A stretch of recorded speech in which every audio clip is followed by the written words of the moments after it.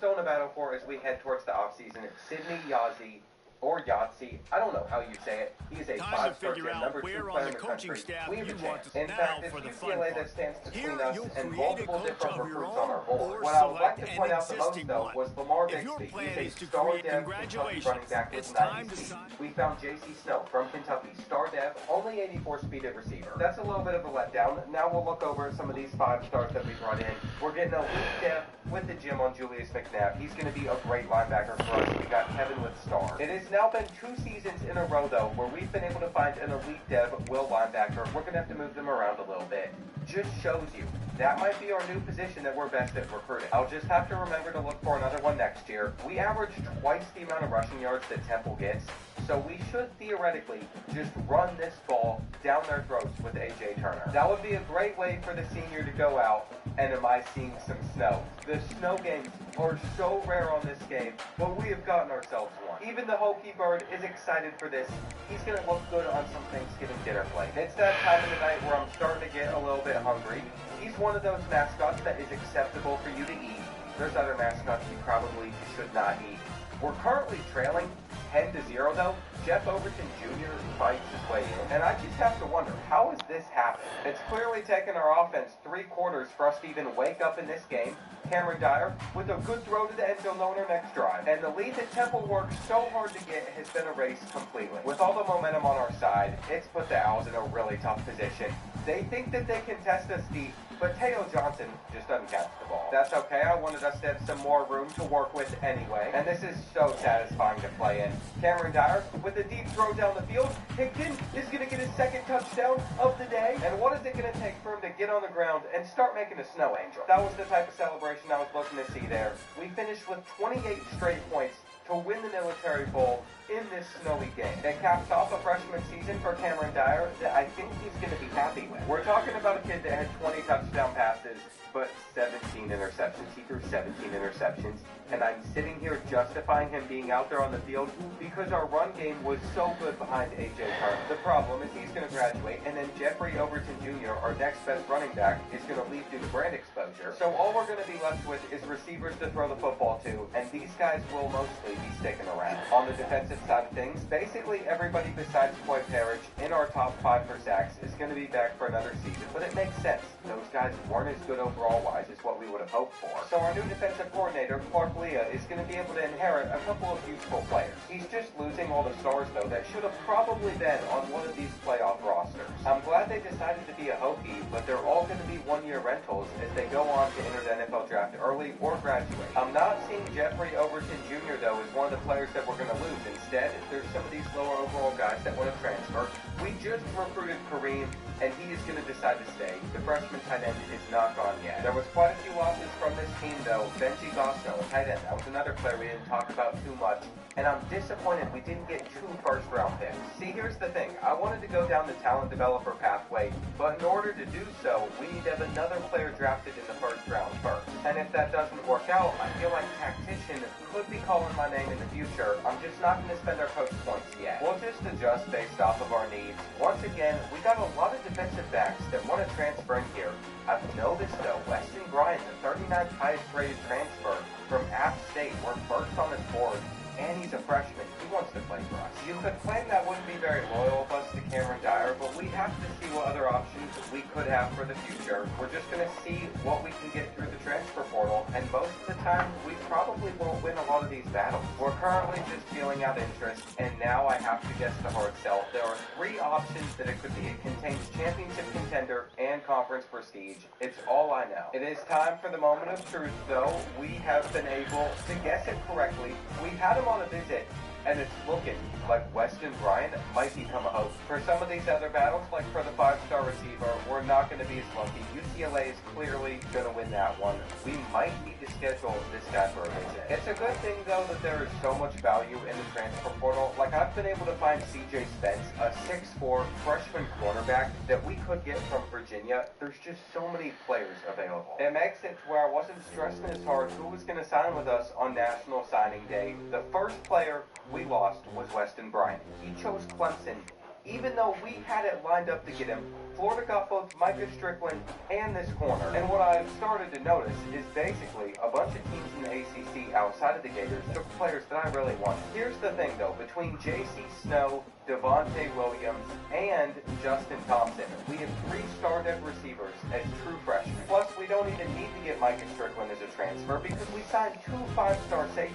The only schools that brought in a better class than us are Ohio State, Clemson, Georgia, Nebraska, and USC, as we're coming in at number 6. Some of those guys are just going to immediately transfer at the end of next season, though, because there's no way for someone like Jabu Apple, we're meeting his deal breaker of playing time. Training results are where things are really going to get serious for us, though. I think it makes sense for Cameron Dyer to be the most accurate that he's ever going to be in his career. I'm not sure if there's any way for those skill caps to unlock. He has also been able to get up to 92 speed, and we can look at some of these physical abilities. Just nothing that we can purchase yet. He just doesn't seem like one of those guys that you can really win a championship with. Jerome Miles, though, receiver, is going to help him with his 98 speed, his gold takeoff. We can just make his route running and everything else better over the coming season. He's such an exciting piece on this roster, but he's going to be overlooked by Manny Sloman and Jordan Napier, at least for this next season. Though I don't like Manny Sloman's 86 speed. When I look at this roster and I compare it to what we were working with last season, it's actually got me a little bit underwhelmed because I think this is worse than what we were dealing with. And I even have to question if Pop Watson III is worth starting as a senior over Cameron Dyer. We saw Cameron Dyer through 17 interceptions, and he's just a sophomore, while Pop Watson III's got much better accuracy. He's a senior, though, which makes it scary to give up on Cameron Dyer, but 66 throw under pressure can never get any better than this. It's a hard spot to be in, but the expectations have to be pretty high if we are coming into the season ranked 18th in the country. I just can't believe the difference between our offense and defensive overalls. We have a 94 overall defense with a defensive line that's pretty mid still. It's really just our linebackers that have taken a step forward and then still having really good defensive backs. But when I think about it, a lot of our focus has gone towards defensive players, so all of that makes a lot of sense. Funny enough, I've decided to continue to go for defensive players because those are the best guys that we can find. We need more defensive backs. Once we get these guys, I mean, we should win at least like 5 of these battles. We'll be covered there. I still got some receivers on the board. We have this insta-commit out of the Mike linebacker, and then a couple quarterback options that we're probably not going to sign, but this is where the transfer portal could come up big for us. They got us Cameron Dyer, who's going to be the backup to Pop Watson III for his senior season. My solution for Cameron Dyer to not transfer out, though, was make him our 4th wide receiver since his deal breaker is playing time. He will still be out there on the field for us. It's just not going to be the way he thought it would. And with Jerome Miles soaking in 162 yards, 2 touchdowns, I don't think he got very many looks. Let's see. William Watson III led us with a really good stat line against Liberty. Were we able to get our quarterback any stats, though? I'm not seeing it. Then again, that might just be something the game doesn't track, because like if you played a corner at wide receiver, it doesn't track it. So we'll find that out throughout the year. I think I want to hop into the games against SMU, Clemson, and Notre Dame. Until then, we'll just continue to sim while doing a little bit of recruiting. By now, I need to be more realistic. We're not going to be out Georgia for that QB, so what we're going to have to do is get Jeff on a visit as soon as we can. Well, I don't even know how to start talking about this because the whole reason I started filming this rebuild was because Old Dominion beat Virginia Tech. They've done it again. I can't even blame Pop Watson III, even though I wanted to just immediately send him to the bench because he didn't play poorly. It was our defense that gave us 38. Words cannot even express how frustrated I currently am with this team, especially since Georgia's caused me to back out of 3 or 4 prospects so early on. And ideally, I could schedule some of these players for a meaningful visit that would get them to want to commit, but Clemson is our closest option, and the benefits from beating them aren't that good. I'm not sure if I should even schedule players to come to that game, because if we lose, then there's going to be some negative drawbacks. But thank goodness for one thing, we were just able to edge out Stanford 29-26, even though they had almost 200 more total yards of offense than we did. I think it's pretty clear our defense is currently the issue, so we're going to try and switch up our defense, see if going to a 4-2-5 can help us at all. If we don't start holding teams to less points per game and yards per game, then we're not only going to be able to not get some of these guys that are on our board, but we're also going to have a ton of defensive players transfer out that transferred here due to our playing style. As we head on the road to play at number 4 for SMU, we're in a bad spot. There's about 15 players that want to transfer now. There's another 5 that we were recruiting that have just decided that they are no longer interested. And I think at some point, I just have to decide that Pop Watson III isn't worth having out there on the field. Down by 12 with 4.5 minutes left, Cameron Dyer has come into the game. He's immediately going to find Miles underneath with his 98 speed. And let's see if we can still save this game or if this one's completely over. Napier goes to the 3, but he fumbles. I don't know if he was on the ground or not already. It's going to be worth challenging, but that's such a dumb way for us to go out. And I forget, SMU pops bottles over on the sideline. You know how frustrating that is to see? They're having a great time, and we just fumbled the game away. They all get to celebrate. I didn't even watch the replay. I just need him to be down. He was on the ground. So the challenge paid off. We're still in this game. We hand it off, and we have the ball. It should not be that challenging for us to just reach the end zone. But it is. That makes it 3rd and goal. We hit him with play action, and Cameron Dyer hooks up with the tight end, back within the possession. All right, so they're just going to try and run the football. The RPO works. They broke a tackle. It's 3rd and 2. But for whatever reason, they're in hurry-up mode, and I don't think they're going to snap this ball. For clock management purposes, if they did, it'd be really dumb on their part. I liked how our defense was set up to stop them, though. There's the handoff. We're in there. Cameron Dyer still has an opportunity to turn around the season. We know he's earning back the starting job, but I want to see a big throw out of him, and the takeoff from Miles is going to work wonders as he's in the end zone. Jerome Miles is a beast, and he's only a sophomore, which is the best part. We throw an interception on the 2-point conversion attempt. They didn't return it. That was almost really bad. This is why we build up a good defense. This is what we have focused on. Rico Berkovicki should not be able to drive down the field in a minute and a half. It's very quickly become a 3rd and 12, where we left a couple routes open, but it's fine. In fact, I wanted to call a timeout before this play. I was hitting timeout to get it off. Now they're going to take a deep shot down the field. We can swat this. It's all good. It's all good. Only issue is they still had all 3 of their timeouts left, so we need a 1st down to end it. That's what we're going to get with Cameron Dyer. I'm trying to slide. If he would have fumbled there, it would have been a pretty embarrassing choke job. But he didn't. So Virginia Tech comes back. It beats number 4 SMU on the road. That's going to get us our biggest win of this whole rebuild. It also proves that even though Pop Watson had a great offseason, we had the right quarterback out there last year in Cameron Dyer. I hope he forgives us for having him benched the first few weeks of the season. Maybe we should have kept around our architect coordinator so he could improve his accuracy. That throw under pressure was really going to hurt us. Unfortunately, even with that result though, we didn't play good enough defensively for us to unlock the deal breakers on these players, which means we also have a lot of guys that want to transfer still. Where we can really make sure things turn around for us though is this game against Clemson. We're hosting them. This is going to be the loudest our crowd should be getting. My hope was this was going to be a night game, but it's not. It doesn't matter though. We're going to be loud. I'm looking for this stadium to erupt. I'm hoping on a 3rd and 14, Cameron Dyer can somehow save the day, just running around back there, trying to make a play. But eventually, he got tired. He was not able to pick up the 1st down, so we're going to make it 10-3. It has definitely been a defensive game for us. We've been hyping up the crowd the entire time, and we just bit on a crucial 3rd and 7. We could have gotten them off of the field, but instead, they went on to score a touchdown. Look who's blasting out of there now. Junior running back George Goff feels like he has so much potential still.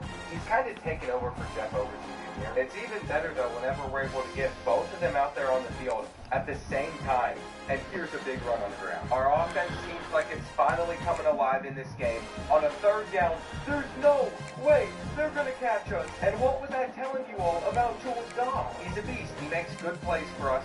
We're user in the hard flat, but we just couldn't get our hands on it. The 5-star true freshman is not perfect yet, but on 3rd and 18, I think we got a pretty good shot at stopping the Tigers. We're not going to get mossed. In fact, we're going to grab the interception with Harris, and you have to wonder, could we return this? We're not going to. I lost all hope so fast. The lane that looked like it was going to be open got shut down. Clemson only has 3 minutes left, though, to get the ball back, and we hit them with the perfect RPO. It doesn't even matter they pulled us to a field goal. We hit this, we're up by 2 possessions, which we did. The Tigers would never be able to score again after that, which means we win 20-10. But as you can see, some of our younger, better defensive backs still want to transfer. To keep them around, to start going after some of these prospects again, I'm not sure what we're going to have to do, but I kind of just have to accept that we should lose these battles over time. And it just hit me, we have not been in any quarterback battles for 4 stars where we've stood a real chance until Jeff Figures, where he's on a Week 7 visit against Syracuse. We're back to being ranked inside the top 25, but we are behind Clemson Clemson, even though we just took them down, blows my mind. It's how the AP poll works. At least we hold the top spot in the ACC in the conference standings because we're the only team that's been able to win 3 games. We've hopped into 2 of those though, so once we start the sim, that might change. Against Bill Belichick's Tar Heels, we had over 500 total yards of offense, so we won by double digits. We all know the result that I'm really locked in on though. Can we beat 1-4 Syracuse? I'd like to think so. And even if it was a close battle, that's what we did. It's so odd to me our one loss came against Old Dominion. I guess that was enough for 4-star Jeff Figures to decide on Virginia Tech, though we lost out on a 4-star Jim at corner, so the visit didn't help us with him. We're also not going to jump past Oregon on this 5-star. We're not winning that battle. And I'll add some more 4-stars to our board here at the bottom, but I think this is going to have to be the best portal class that we've had yet. Without it, I just don't think our team's going to be that good next year. But with another win, this time against the Cardinals, I guess that doesn't really matter. For all we know, this could be the team that makes a deep run in the playoffs. We're currently sitting at number 10 in the country. And coming up on our game against the Hurricanes, there's 3 teams still undefeated in ACC conference play, but we have by far the better conference record. After this week, we play against Notre Dame, but I would much rather this be the game that I hop into, because I have a feeling the Hurricanes, when they come into town, they're going to keep this close. We already survived this scare against SMU. We already survived this scare against Clemson. This is the final boss in the ACC, at least when it comes to the schedule that we have this season, and I have never been humbled more in my life. Miami didn't just beat us. They walked into our stadium and annihilated us, making all of our fans that were starting to feel hope for this team again lose it all. That was not a competitive matchup. It is me second-guessing a lot right now, but at least we're sitting at number 16 in the poll. So if we beat Notre Dame and win out the rest of the year, we can still make the playoff. It's out of our control, but our schedule is really easy after this game. The problem, though, is we were facing a really good team, so for the second week in a row, we've gotten blown out. At least we're still making progress, but not on the recruiting front. In fact, we're not going to get a single 5-star commit in this class. At least with a 38-14 win over the Terrapins, we're currently sitting at 8-3. We're headed into the last week of the season as well, but look at the ACC standings. There's a chance for a 5-way tiebreaker for second place. All of us competing for that one spot to be in the conference championship. I'm not exactly sure what that tiebreaker could end up being, but if you look at Virginia's overall, they're sitting at 3-8. They're 61 overall. We should be winning, and that puts us in the best position to still potentially make it to the playoffs. As you can see, we're sitting down here at number 19. If we don't get into the ACC championship and win that game, we're not going to have a bid. You know, it just gets to a point though. Losing 27-26 to Virginia is going to hurt any momentum that we could have had from this year. This loss bugs me the most, and I understand. I switched to Cameron Dyer. I decided he was going to run things for us, but we had 455 total yards of offense in this game. We had the better team on paper, and it just didn't matter. The top of our conference, even Boston College, is looking really good. So I guess that's a positive. We're still getting some signings too, but at the end of this season, you're going to see multiple players that are going to want to transfer out, and I don't want to lose Trey Harris. You all just don't understand how good Trey Harris could be for us. Getting him out of the portal last year and then maxing out his quickness to 98 speed was the best thing I could have ever done for a user in the future. He's most likely going to be gone, though. For some of the remaining 4-stars that are still on our board, Nebraska's edging us out for quite a few of them. I don't know why we have another quarterback. In fact, I might as well start to scout these players. He had 82 throw power. He's not going to be great for us. If I notice anyone's going to be a bust, we'll just take him off. That is going to include Nick DiNucci, but Nebraska was going to get him anyway. What I'm really hoping for is once we get to the end of this season, we can have one of our guys on our defense drafted into the first round. We're going to get Mississippi State in the Gasparilla Bowl. With them being ranked inside the top 25, this could be a great opportunity for us to raise our championship contender grade so less players transfer. What would be even better, though, is if they struggle to score a lot of points in this game. It'll help our playing style school grade. Look at this score, by the way, as we enter the board. Mississippi State fans have traveled on the road and made this a very unenjoyable place to play at. But we're finally going to get in. We're also just going to beam this ball at that guy. He's been making me mad. I don't know why, but we wanted to. Take out the anger of our offense, just not having the best day in the world. Cameron Dyer was going to try and go deep on a 3rd and 7. We're able to snag it, but Mississippi State was able to respond back with a touchdown to us. So I'd like to get one here too. You can hear the cowbells. They have come on the road. They're frustrating, hard to play against. But look at Jules Goff just exploding again. And then all the work that we did to hold Mississippi State to not many yards went away in the 4th quarter. I don't think our playing style grade is going to be that great. We gave up 231 total yards of offense, which is still really low, but that number could have been something like 100. That result is going to give us back-to-back seasons, going 9-4, winning a bowl game, which is the best back-to-back seasons Virginia Tech has had since 2016-2017. It only leaves us with 2 seasons to win a national championship, though, and they still want to leave. That loss to Virginia really messed things up for us. Look at the semifinals, though. 3 of the 4 teams there, ACC teams. Clemson won it all over Miami. Our conference prestige is really good, and can we convince Peg Harris to come back, please? Please. Lots of failed persuasions coming up. The only player that we convinced to come back was Jabu Apple, the player I said that was going to leave due to playing time anyway. This time, Kareem at tight end, he decided he was going to go for good. But guess what? Harry Brown is projected to be a first-round pick, and that's what we really wanted. If you look at our defensive stats, he was nowhere to be found when it came to our tackling leaders, but he was 3rd in sacks on this team. And just seeing some of the numbers Cameron Dyer put up this past year, I have to look for another quarterback through the portal. He's not rushing for that many yards on the ground either. Jules Goff went over 1,000, 15 tutties. But if you remember our stats from last season with guys like A.J. Turner, nothing that we're seeing is special. You know what I've been waiting on, though? The actual draft results, which confirms we can now become a talent developer. When it comes to training results in our players' progression, that's going to be a humongous deal. All we need to do is get 50 more points in Motivator. And if anything, I'd like our offensive line to be fully maxed out here. That's going to spend 50 after we also spend 20 to unlock it, which means now we can purchase talent developer for 15, and I don't know how many coach points we have to spend. 135. We're definitely not going to have enough right now to get this as far as I'd like, but I've made sure that our wide receivers, tight ends, offensive linemen, all of our defensive backs are going to progress a lot faster than these other positions. We could do it for quarterback as well, but ultimately what I decided to settle on was our defensive line. From here on out, every time a player gets drafted, we get a lot of bonus XP as well. You just have to keep in mind, there's only 2 seasons left in this 5-year rebuild. Tactician could have been really good for us. We could have gotten a lot of stat boost, but I've decided to go an alternate route to see how that affects this rebuild. It's easy to tell that the quality on our recruiting board has stayed solid, though this time around in the transfer portal, there are only 3 4-stars that are originally interested. And of course, we could always add one of these players to our board that are open and see if we stand a chance, but whenever it comes to these higher rated prospects, you typically can't get into that battle. What most of my plan has turned into for this transfer portal period, outside of those 4-stars, is just getting guys that are listed as sophomores because they're going to come in as juniors or younger. And that way they'd be with us for not just season 4, but season 5 as well. Before any transfers, we ended up signing 14 high schoolers. Did we guess these hard sells correct though on either one of these prospects? We got them both right, and it still is not enough to go to first place. Supposedly though, with the last title update, visits are now working for these prospects, so we're going to see if that's the case. There was a point in the off-season recruiting period where they just wouldn't work, and I'm having to remove some more guys from our board. Well, it's National Signing Day now, and it looks like we did not get a single 4-star transfer. Virginia Tech just needed to make the playoffs. It needed to have a little bit of a prestige raise for us to continue to have success there. Texas got this corner. At the end of the day, though, Thaddeus Talbot's the best receiver I've found this entire rebuild.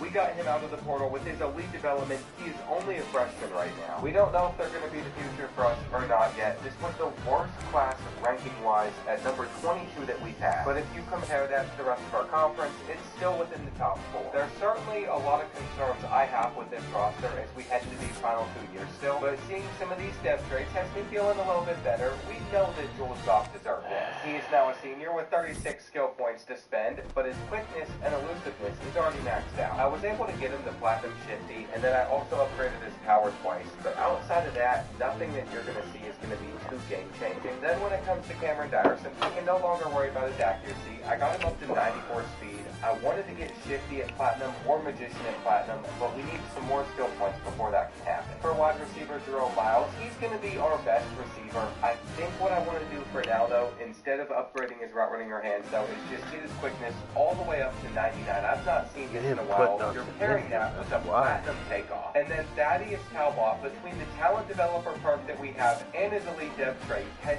70 skill points for us to spend. Another interesting surprise we have on this roster is our punter, actually. He had star development, so we maxed out his kick power.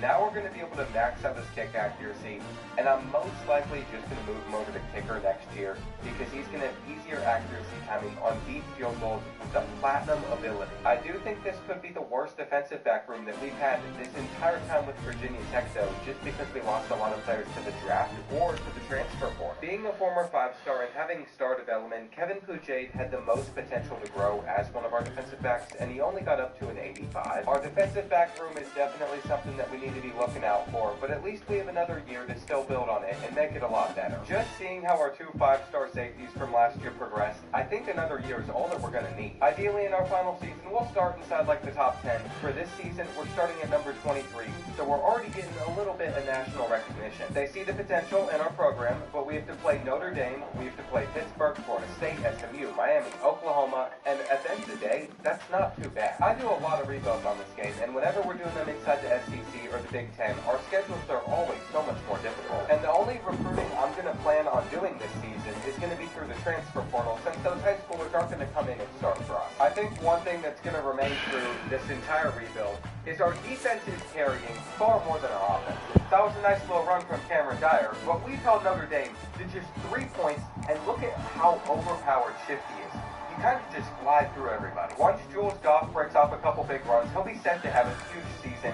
We held Notre Dame to a field goal with 7 minutes left. I didn't think they were going to hit, but that's exactly what they did, and we're going to be able to easily get the first down. I think one thing we've not done well in this game is taking many deep shots down the field. Though everything was boxed up on this play, we still got back to it to catch it with Miles. It is not fair that he is 99 speed, platinum takeoff, and he can also make catches for us like that. Big 3rd and 6 coming up for us though, where we're patient, and we're going to try and find Talbot. It looked like he hung on to the ball, but they're saying it might not have been a catch. I do not get why we're even looking at this.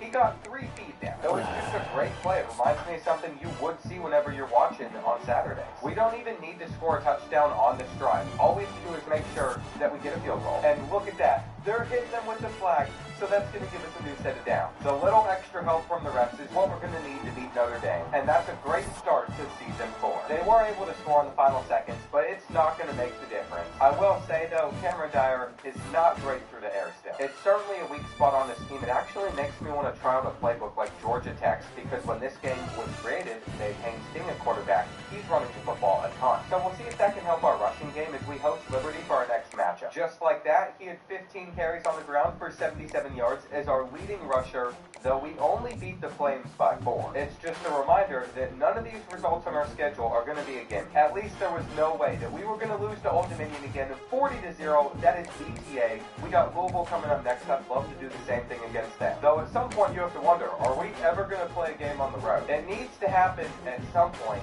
But what is this result? 58-3?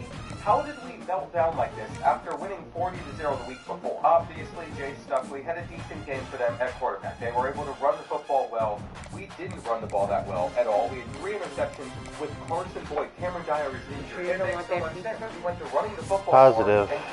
Well, wait till the chicken comes. Almost the whole season with the torn bicep. We're also missing one of our running backs. He's like a 3rd. Might as well wait. If you're going to throw any of it away, might as well throw it all the way together. I don't think Carson Boyd is that inaccurate either. I'd say his throwing stats are what we had with Cameron Dyer. He's just not as quick or elusive on the ground. I would say I've already seen enough and just throw Paris Kazee out there, the true freshman, but he's even more inaccurate. He's going to throw like 7 picks a game. I don't think he's ready to take the field for us. Going on the road at Wake Forest, who is undefeated for whatever reason, this is where we might lose again. Well, there's the difference right there when Cameron Dyer doesn't immediately get injured and we don't have a game plan for it. We were able to plan against the Demon Deacons. We won by 28 points. We're going to need to plan well against Pittsburgh now. We're about to have to play them on the road. We still got multiple teams as well, like Miami and SMU left on our schedule, Florida State too. All of those being good programs. I'm not able to hop into all of these matchups, but hopefully we can at least get by the Panthers. It's just seeming to me like us getting to the playoffs this year is going to be something that's almost out of reach. I never like to think that way, and it's not like Carson Boyd himself is bad. He's put us up 17-0 in the first half, but we're definitely not as good as we were with Cameron Dyer. I've decided to go for it on the final play of the first half, and he's quick enough to take it in. That was all that we needed to beat the Panthers. We didn't score the rest of the game. These fans saw how elite our defense was throughout this entire matchup. When you compare us to other teams in the country, we've given up the 4th least amount of yards. It's just the game against Louisville is skewing our average when it comes to points per game, because that brings it down a lot. Without that one really, really bad performance, we'd be giving up like 10 points per game. One of the danger spots in any college football season. Ranked team against unranked opponent, and we'll see if the upset can shake up the rankings in this one. And now we're left with Alabama about to kick off to get things started.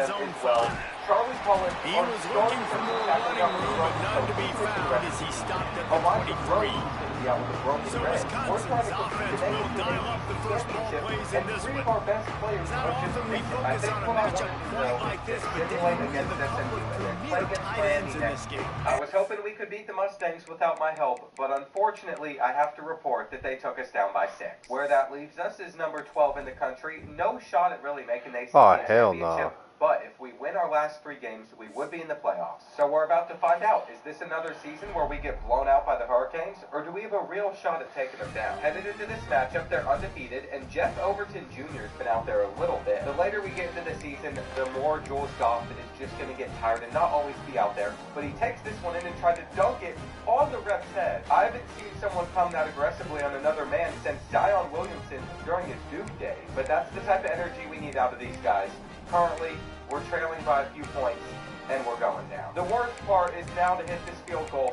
We have to be almost perfect, and it's going to miss to the left. Carson Boyd could just never get this offense running the way that we needed it to. On the final play of the game, he's going to try and scramble in, but we're down by so much it won't matter. There was some heart there, but I have a feeling that when we go play Oklahoma next week, we're going to be picking up another loss. What I really don't like, though, is we just lost to the number 1 team in the country on the road, and they took us and dropped us all the way down to 23. If you look at our schedule, yes, we did get blown out by Louisville, but we beat 2 top 10 teams, and then we lost to another top 10 team. So it's not like we have these horrible losses. We just don't have the name value the team perceives to keep us higher up in the rankings. We ended up just beating the Sooners 21-17, but it is the Commonwealth Clash that, for whatever reason, even though Virginia has stunk, they always find a way to take us down. Luckily for us, that didn't happen this season. One of the danger spots in any college football season. Ranked team against unranked opponent, and we'll see if the upset can shake up the rankings in this one.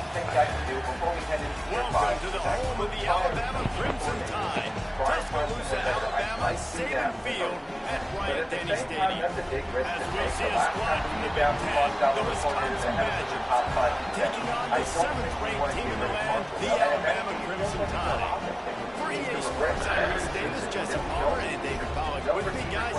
Can't wait to get this started. Carson Boyd was not that good through the air either. But defensively, outside of Charlie Collins, we're returning our entire defensive line that put up some decent sack numbers. So that's good news for us. When it comes to the players that want to transfer, it's only Apple like that because we're just not giving him playing time. He's like the worst guy on the roster. And we're going to be looking for taking the Badgers real quick turnaround and we'll get started. For the Heisman Trophy at Boise State, we're going to get Michigan in the Mayo Bowl. We could still end the season. Returner's going to try to see what he can get. Didn't find any crease in that kickoff coverage, and he'll be stopped at the 17. So Alabama's offense will go to work first. It's not often we focus on a matchup quite like this, but David, we have a couple of premier tight ends in this game. And we've seen it recently, right? Ty Warren last year, Brock Bowers the year before. Like, you can build an offense around an elite tight end, and both of these schools do it. The speed, the playmaking ability, the versatility. And he earns a first down, and boy, did he earn it after taking that lift. You open a drive like that, and the entire playbook opens up on first down from the 44. To the air, it's Simpson. Makes the grab. Good pickup there. They'll move the chance. Me playing defense ain't gonna help us. us. There's some defensive PI, and we're going to get 15 yards. You might be wondering, what happened to our running game?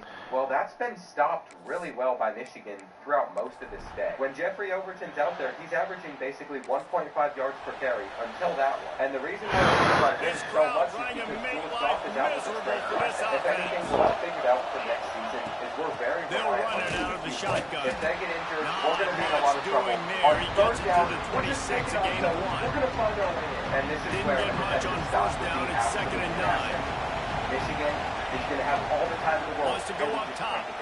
They go on to score a touchdown. Got it in the middle. Clearly It's just Bell. had no pass Still on play his feet there. at We're the going to be able to get a huge run on They that. finally The make only the reason stop, for and that it's is been they this didn't way think in they this were gonna guy's run the ball whole there. career as And a now we're senior gonna roll makes out, a play potentially after the take our grab. slant, They've got it first and 10 at the 50. More than you can take. If we don't win this game, our championship contender Gonna run it. It's Dupree. It's an effective transfer. The big fella in the middle, man. Those defensive tackles, they go such a long way in this side. And really stopping the other team's run. You're just forcing contact with those arms and those shoulders, owning the line of scrimmage, and getting running backs on the ground. But we have some light.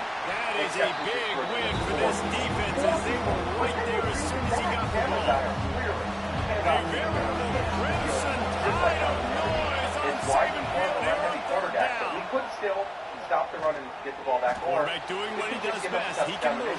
He's got it out of bounds at the 41-yard line. Completely out the window. And that's a missed opportunity by the defense because if this quarterback is going to decide to run the ball, you have got to make him pay. You at least have to hit him and put him on the ground. I know they didn't give him a big line explosive run. You got to get shots on this guy when you can. That time, let him get out of bounds. Boy, if they don't convert this fourth down, there will be questions to be answered. Big man has it. It's a first down and more.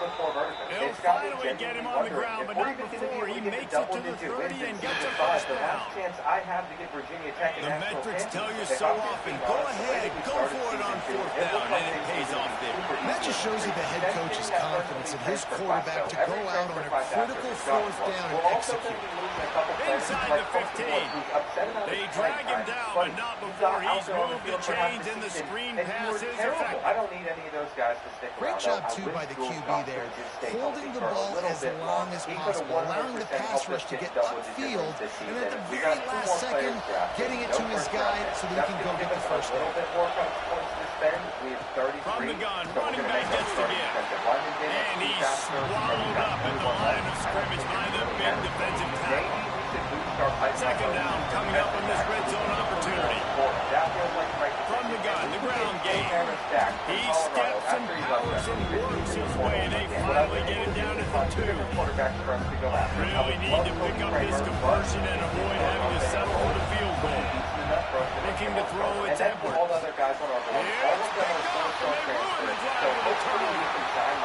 In order to do so, though, we're going to have to get these concepts They finally get him down. information. It's really hard to do so. All we know is Kobe cares about playing time, so this is what we're going with. Every so often, you get super lucky and know Here comes the Wisconsin offense to go back to work. Well, if we head That last possession, a prime example, Jesse, of how things get condensed in the red zone. Hard to throw when the windows are smaller. That's what happens down near the goal line, David. With his quarterback here, just take accountability and ownership. How about your lead your offense? And move on. Like, we needed points. It's something that we can harp on. We'll watch the tape this week, but now it's time to move on. Let's get another drive going. Ripping off a pretty good chunk of yardage. They've got it out to the 41 with the first down. Wisconsin has failed to finish in the top 25 for 5 consecutive seasons. Now in the second year of the Luke Fickell era, the Badgers eager to get back to their winning ways. Man, can they get back to that physical brand, man? When Wisconsin was in the top 25, like Bruce was talking about, it was physical teams that could run the football. You think about Fickell, that's what you talk about with Cincinnati.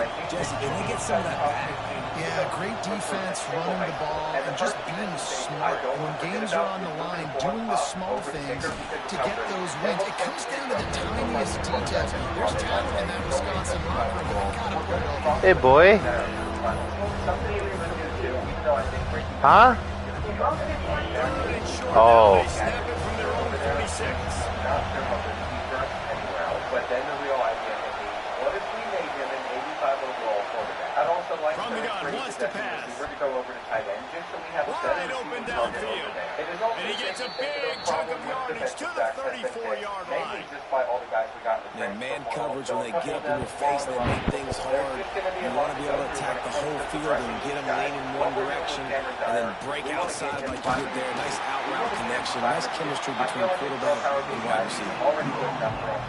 Great team defense on that one. Everybody doing their job. People winning their one-on-ones, D-linemen staying in their gaps, linebackers and DBs filling. You just can't do it better. Catch in the middle, it's Anthony. He's brought down quickly. Mental game here, still a bit short of the first down.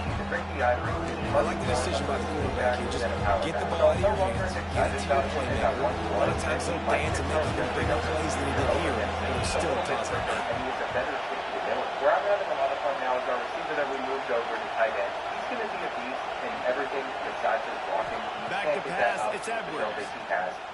ability to continue to get and better. that's incomplete. A defender all over him. Knocked the ball to the ground. Fourth down coming up. They'll try to get something out of this drive and kick the field goal here on fourth down. This crowd trying to do it. Hard to get inside the kicker's head. Platinum 50-50. We were able to get that. We also got him up to 95 speed. He is 99 release as well with 97 deep route running. Let's see if they can get something going here late in the half. Basically, all the receivers on this roster. We don't have a quarterback that can throw them the ball consistent. That's going to end up being a pretty big deal. I wanted to point out Travis Homer and rushers. I was ahead for a couple. They'll mark it at the 10. All of the receivers. And the defense is doing a great job committing to the run. When you commit to the run like this, obviously, you can give up some plays in the passing game, but you got to stop the run first. After the 3-yard pickup, they come to the line, 2nd and 7. Got it in the middle, it's Griffin. And they pick up just a few on that completion. Whistle blows, and this is the 2-minute timeout, and these guys have a chance to take the lead before halftime.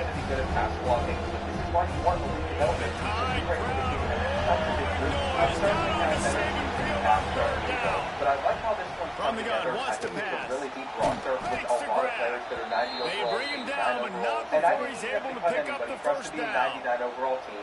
Listen, at this point, at the end of the first half, you're trying to generate some points. First downs are the most important thing. So a really good job there converting on that third. I love the decision by the quarterback. You kind of wonder, though, are they going to want to be a bit more aggressive and maybe start taking some more shots at attack? Wants to throw on first down.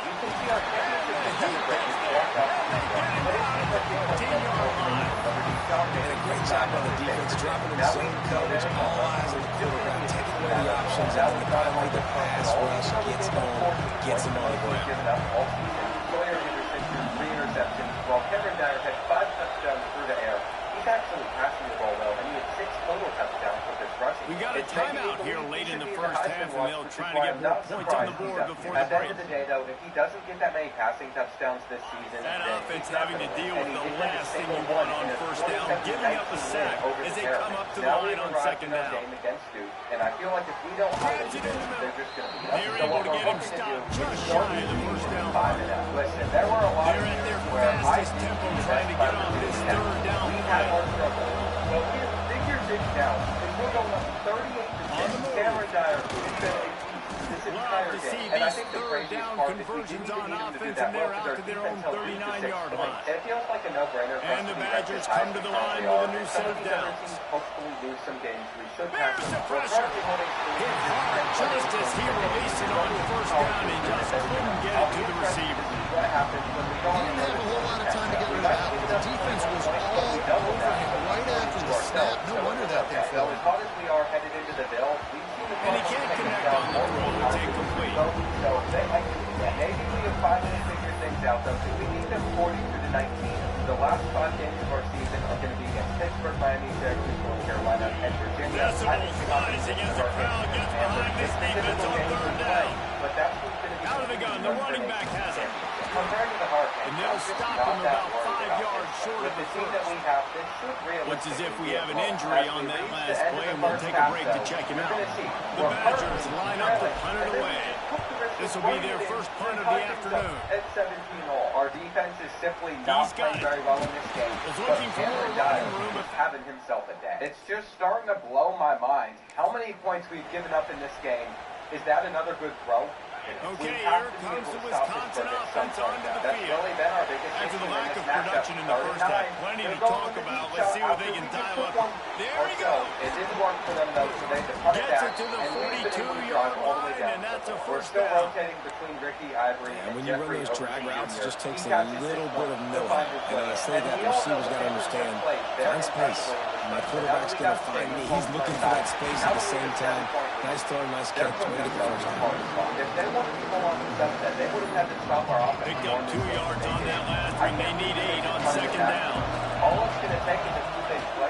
Looking for a physical attack from the gun.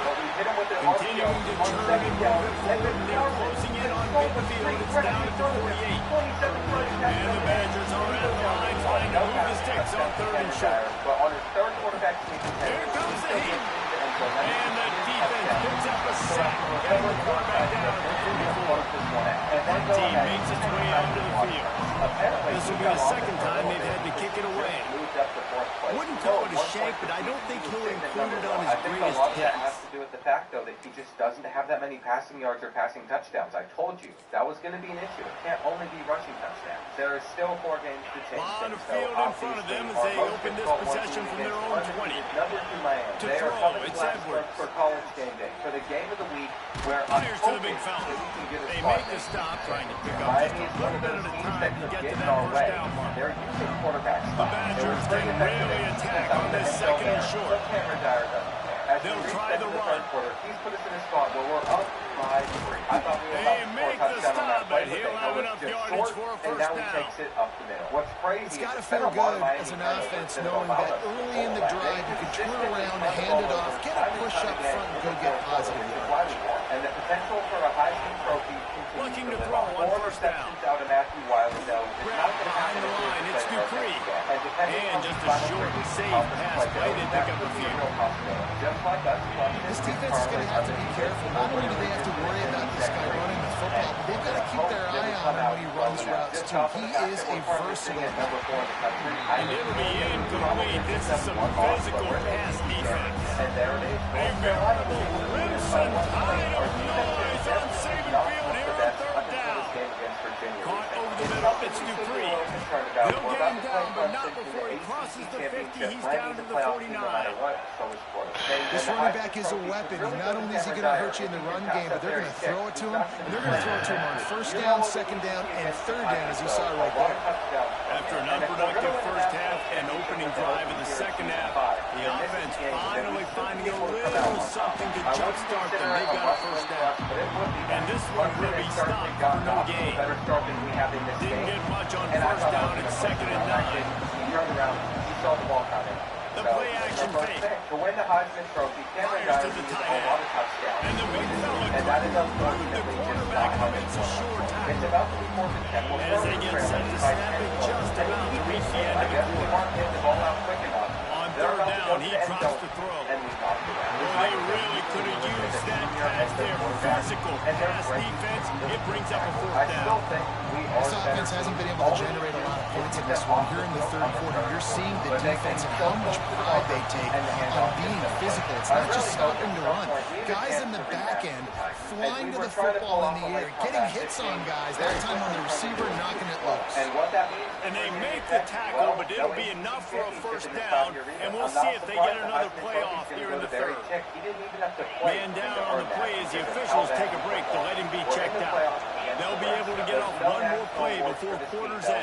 Got a man, it's Dupree. They get him on the ground, and that'll be the final play of this third period. So Alabama takes the lead into the quarter break. 3 quarters are in the books. Time becomes a factor for them, trying to hold the lead or cut into it as we take a look at the stats. With senior quarterback Steve Stroud, he had himself a pretty good year. This is what the bracket Not only shapes is up the like. We didn't scoreboard play on their Ohio side, but State so in too 20. is time There as is no we open the path fourth. to win it all with So Virginia the Tech. final We period averaged starts 40 with a points second per down game, play. and I have to have some faith in this program. I think it's From really the gun, helpful they'll that try we to get impose open up their the will. stadium. Trying to pound their way And in the forward. He final 5 picks up a seconds of couple the to first the half, I'm 31. being aggressive because I want Looks this as if game we have an to be injury tied. on that last They play, might and we'll knock take that a break ball to loose, check but him we out. have one final play to Big get in, third down and as the this crowd shot gets alone behind this makes defense. Blacksburg look incredible. I have some bad To the news, air, though, with it's 6 Edwards. minutes left. We're currently Quickly trailing to the by tight 2 end. possessions. They'll make the stop. Our About offense 3 is yards just short shut of the down by first better down. defenses. Now that we're not You just get the feeling and our this defense defense no is going to longer make it playing hard as well on as them. it was. They've got the lead, it's late, and they're going to try to tackle everybody in bounds. Offense is going to have to really work for this and be smart. You got to attack the sideline. But you know what? I was ready to get the ball back. And this is what Cameron Dyer Take it to the goes end to zone. work.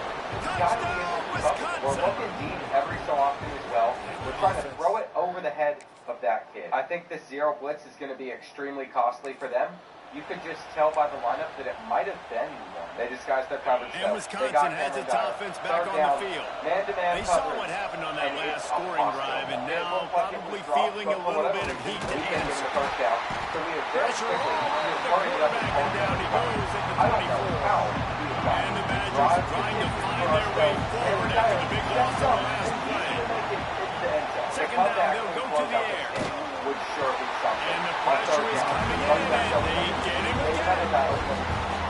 You see a defensive lineman come up with a play like that, make the sack, they start building some momentum to impose their will up front. And there ain't nothing better than getting a step. He lets it fly. We have not gone deep in a bit. Fucking Ballard. They were just trying to move the chains. They were trying to move the scoreboard. Instead, it's fourth down. They immediately call timeout, trying to preserve every second they can to try and rally here late. And here we go, down the score. They'll go for it on fourth down. All we have to do is prevent them from He'll try to throw and pick up the first down. These are the biggest moments of this entire year. And we just keep on giving up yards that are so easily there. This is really it for us.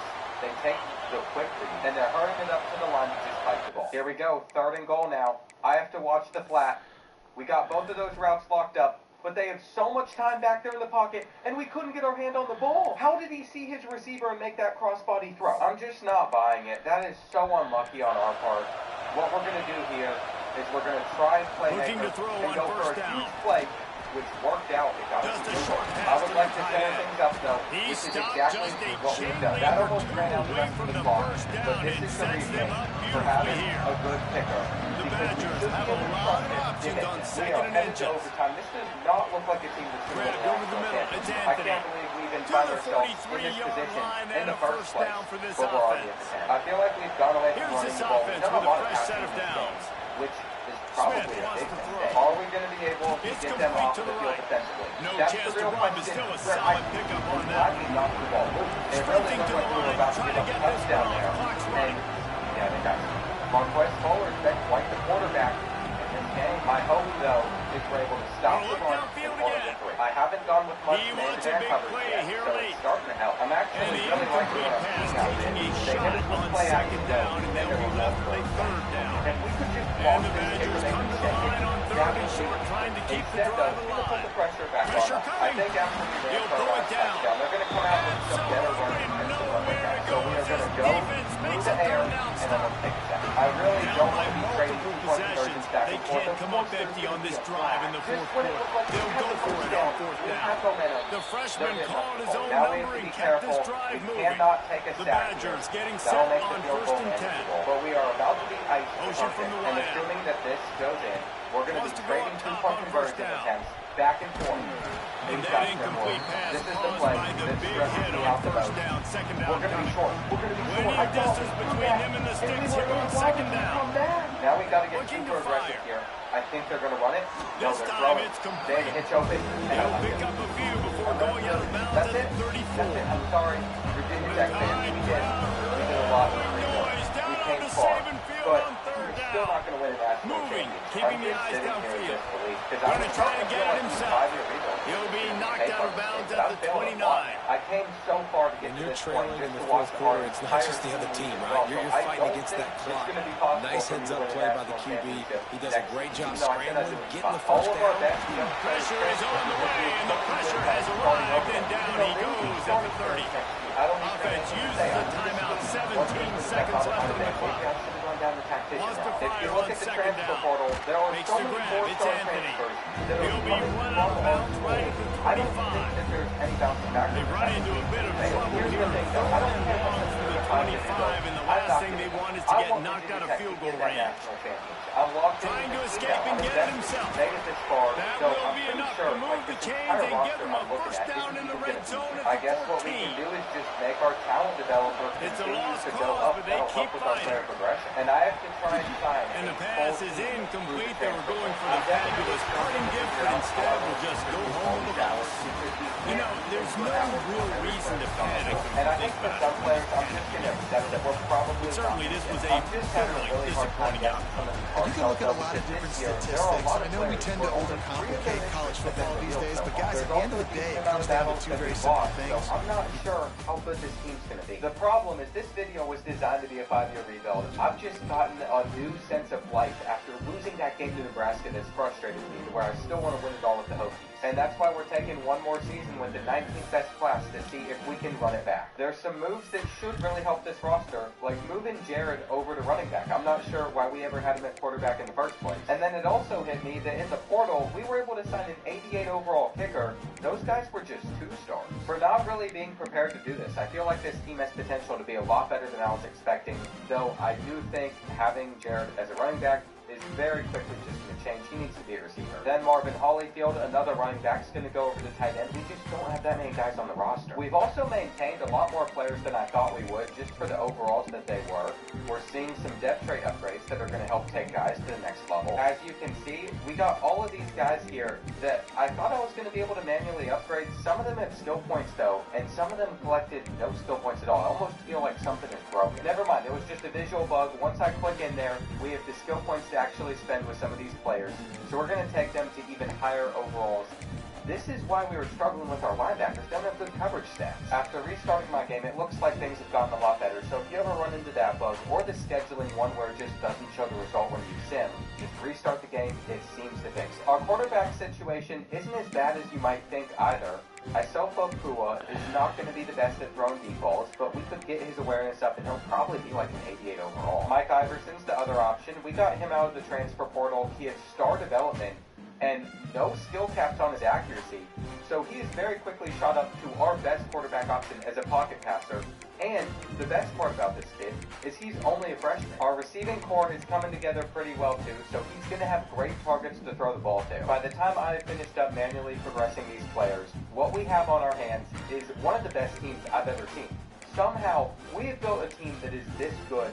I guess it's because more players stuck around than I was thinking. I thought for sure that we were going to be worse, but I actually think this team is better. So much so that I'm just going to sim to the end of this next season. Ideally, quarterback Mike Iverson can lead us to 10 wins. It would put us back in the playoffs. I mean, every starter on this team is a 90 overall plus, basically. The only thing we need to switch is away from the power spread and over to something like the Clemson air raid offense, since we now have a pocket passer quarterback. If this season doesn't go as planned, maybe then I'll just give up. Virginia Tech won't get a national championship because there sure won't be a good enough roster next year in order to do something like this. But I would like to think that we could win it all. Well, we're currently sitting at number 2 in the country. We are 10-1. As you can see, we lost to Duke and Sim. No one is surprised by that, but we beat Clemson. We beat Miami, 2 of the teams that were supposed to be the best on our schedule. We finish out the year going up against rivals Virginia. There is just no way that we lose the Commonwealth Clash with this roster. I don't think we did because we're in the ACC Championship against SMU. Though giving up 35 points to the Cavaliers isn't my favorite look. Currently, the Mustangs are undefeated, maybe the only undefeated team in the country, so if we beat them, we'd be the #1 seed going into the playoff. And they have a couple of their players as Heisman Trophy finalists, while we have nobody up on this list. Our redemption arc starts right here with a win in the ACC Championship, getting our first conference championship in a long time for Virginia Tech. This is the redemption run that the Hokies deserve. As we enter these final 5 minutes, we are currently only up by a few points, and they're able to throw it over our heads. They're at the 2. They're most likely about to score a touchdown and take the lead. They got a small quarterback back there, though. We shoot up the middle, making it 3rd and goal. And I think they're just going to hand it off again. So we have run commit. We got 8 guys going through there, and it won't matter. A successful 2-point conversion means we are now trailing by 3 points. And they were able to sack us, getting us on a 2nd and 17 where we just got the ball out. It is 3rd down. We need to get at least a chunk of it back here. And I think we're going to have our tight end. It's still, we're runs under it. We're running clock down. We want this to be the final drive of the game. And this would send us into the playoffs as the 1 seed, getting us an ACC championship. Iverson, under pressure, throws it away, there's a flag. It's going to be intentional grounding, even though there were receivers in the area. What I cannot handle is another overtime game that comes down to the wire. But that's exactly what we're going to have to deal with unless we get into the end zone. What a throw, what a play. Virginia Tech is winning the ACC championship off of that. That is 1 goal down outside of our 5-year time frame, but we have another one to achieve. It is the national championship trophy that I won. We were able to add a couple other trophies to our trophy room from this season, though. We won the Remington Trophy with our center. But I want the great hardware, and we've got Nebraska as a rematch. The game just creates storylines out of thin air. That's who we're going to have to face. We're going to have to face either SMU or Miami if we're able to win this one as well. But if it's going to be possible, it's going to be with freshman Mike Iverson. He threw for 39 touchdowns, only 4 interceptions this year. It's the best our passing game has ever looked.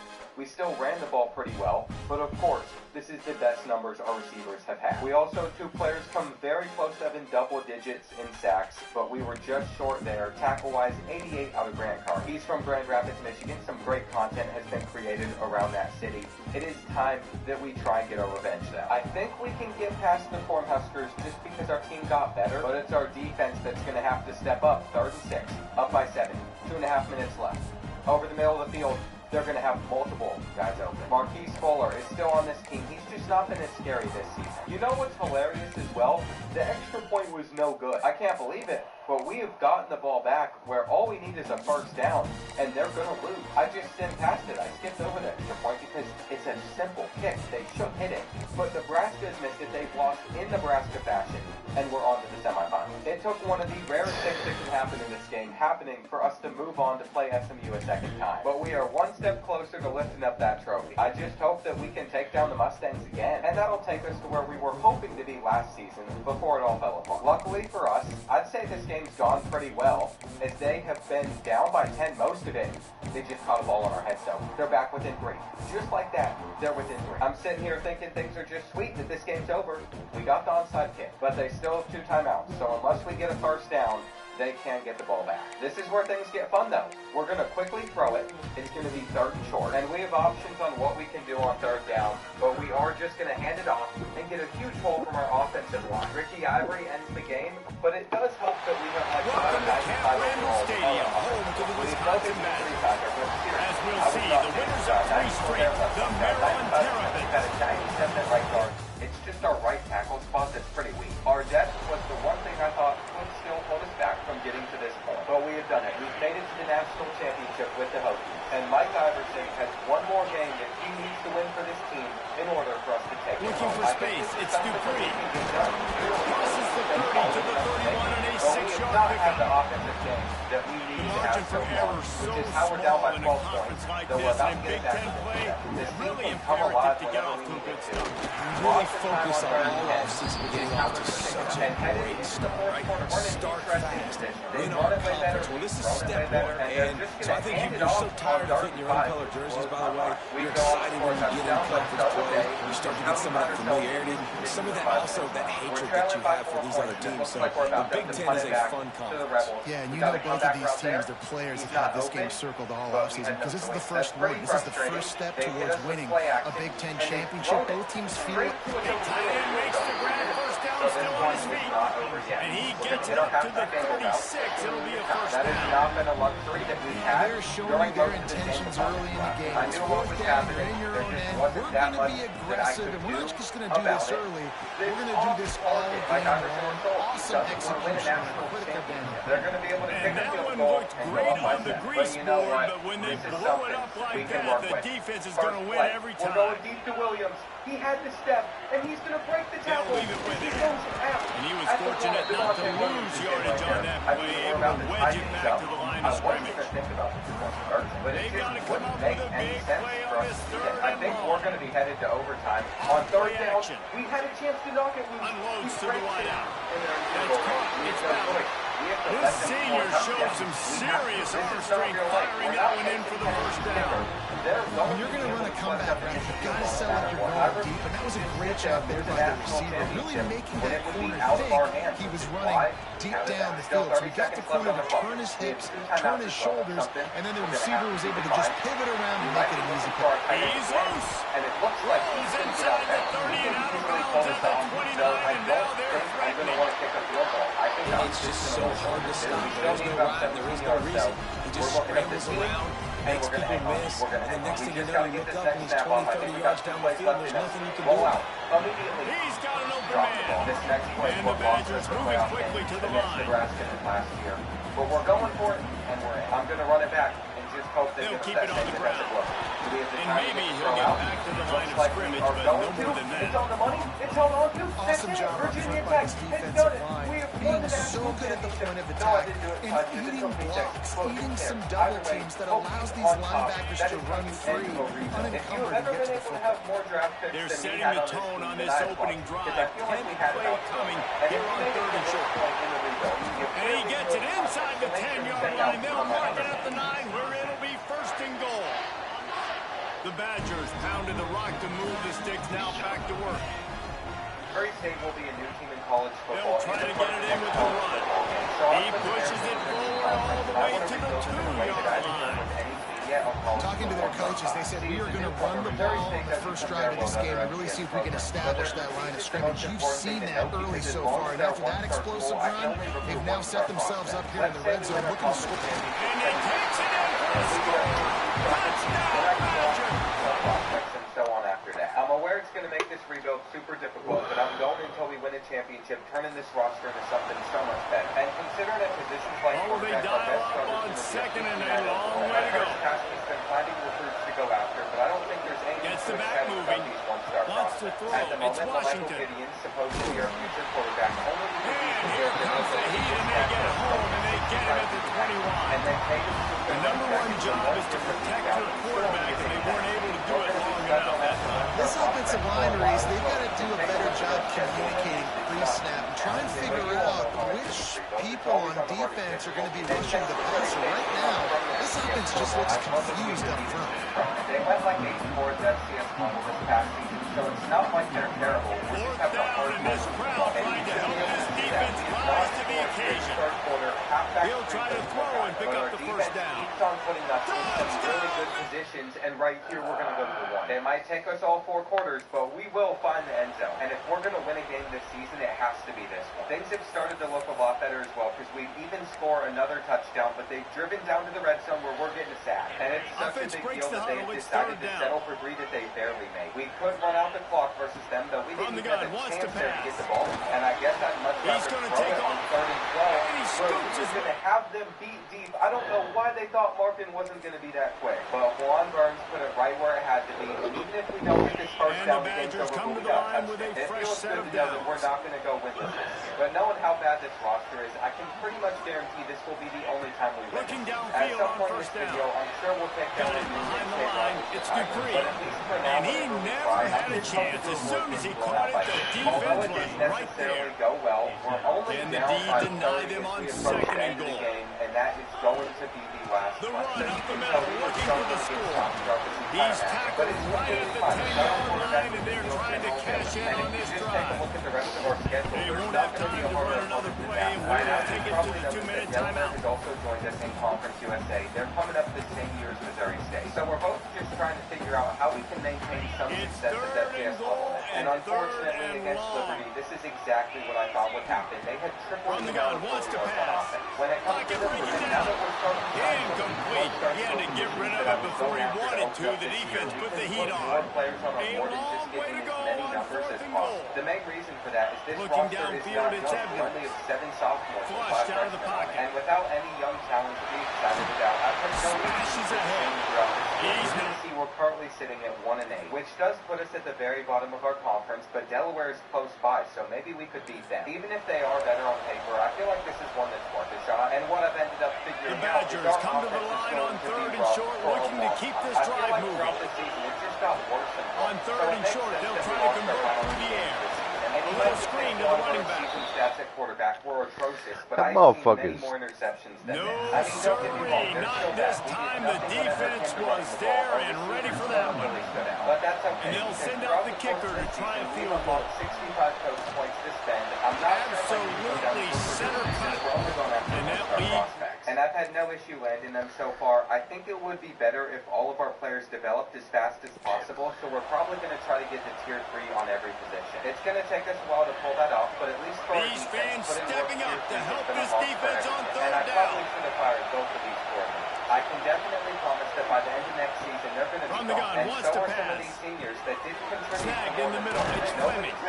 Really nice job. Given the state of the program. And I can't believe what I'm seeing, but there are a couple one-star transfers that would be willing to consider coming to Missouri State. I had no issue signing either of them. We had a full class of 35 prospects. Not that they're any good, but we have a full class. And until we can get our team to trying to pick up a first down. Well, their 2-star prospects as well. We're always going to finish with the worst class. Things really aren't looking too good for us either, because the guy I thought pull it on the read.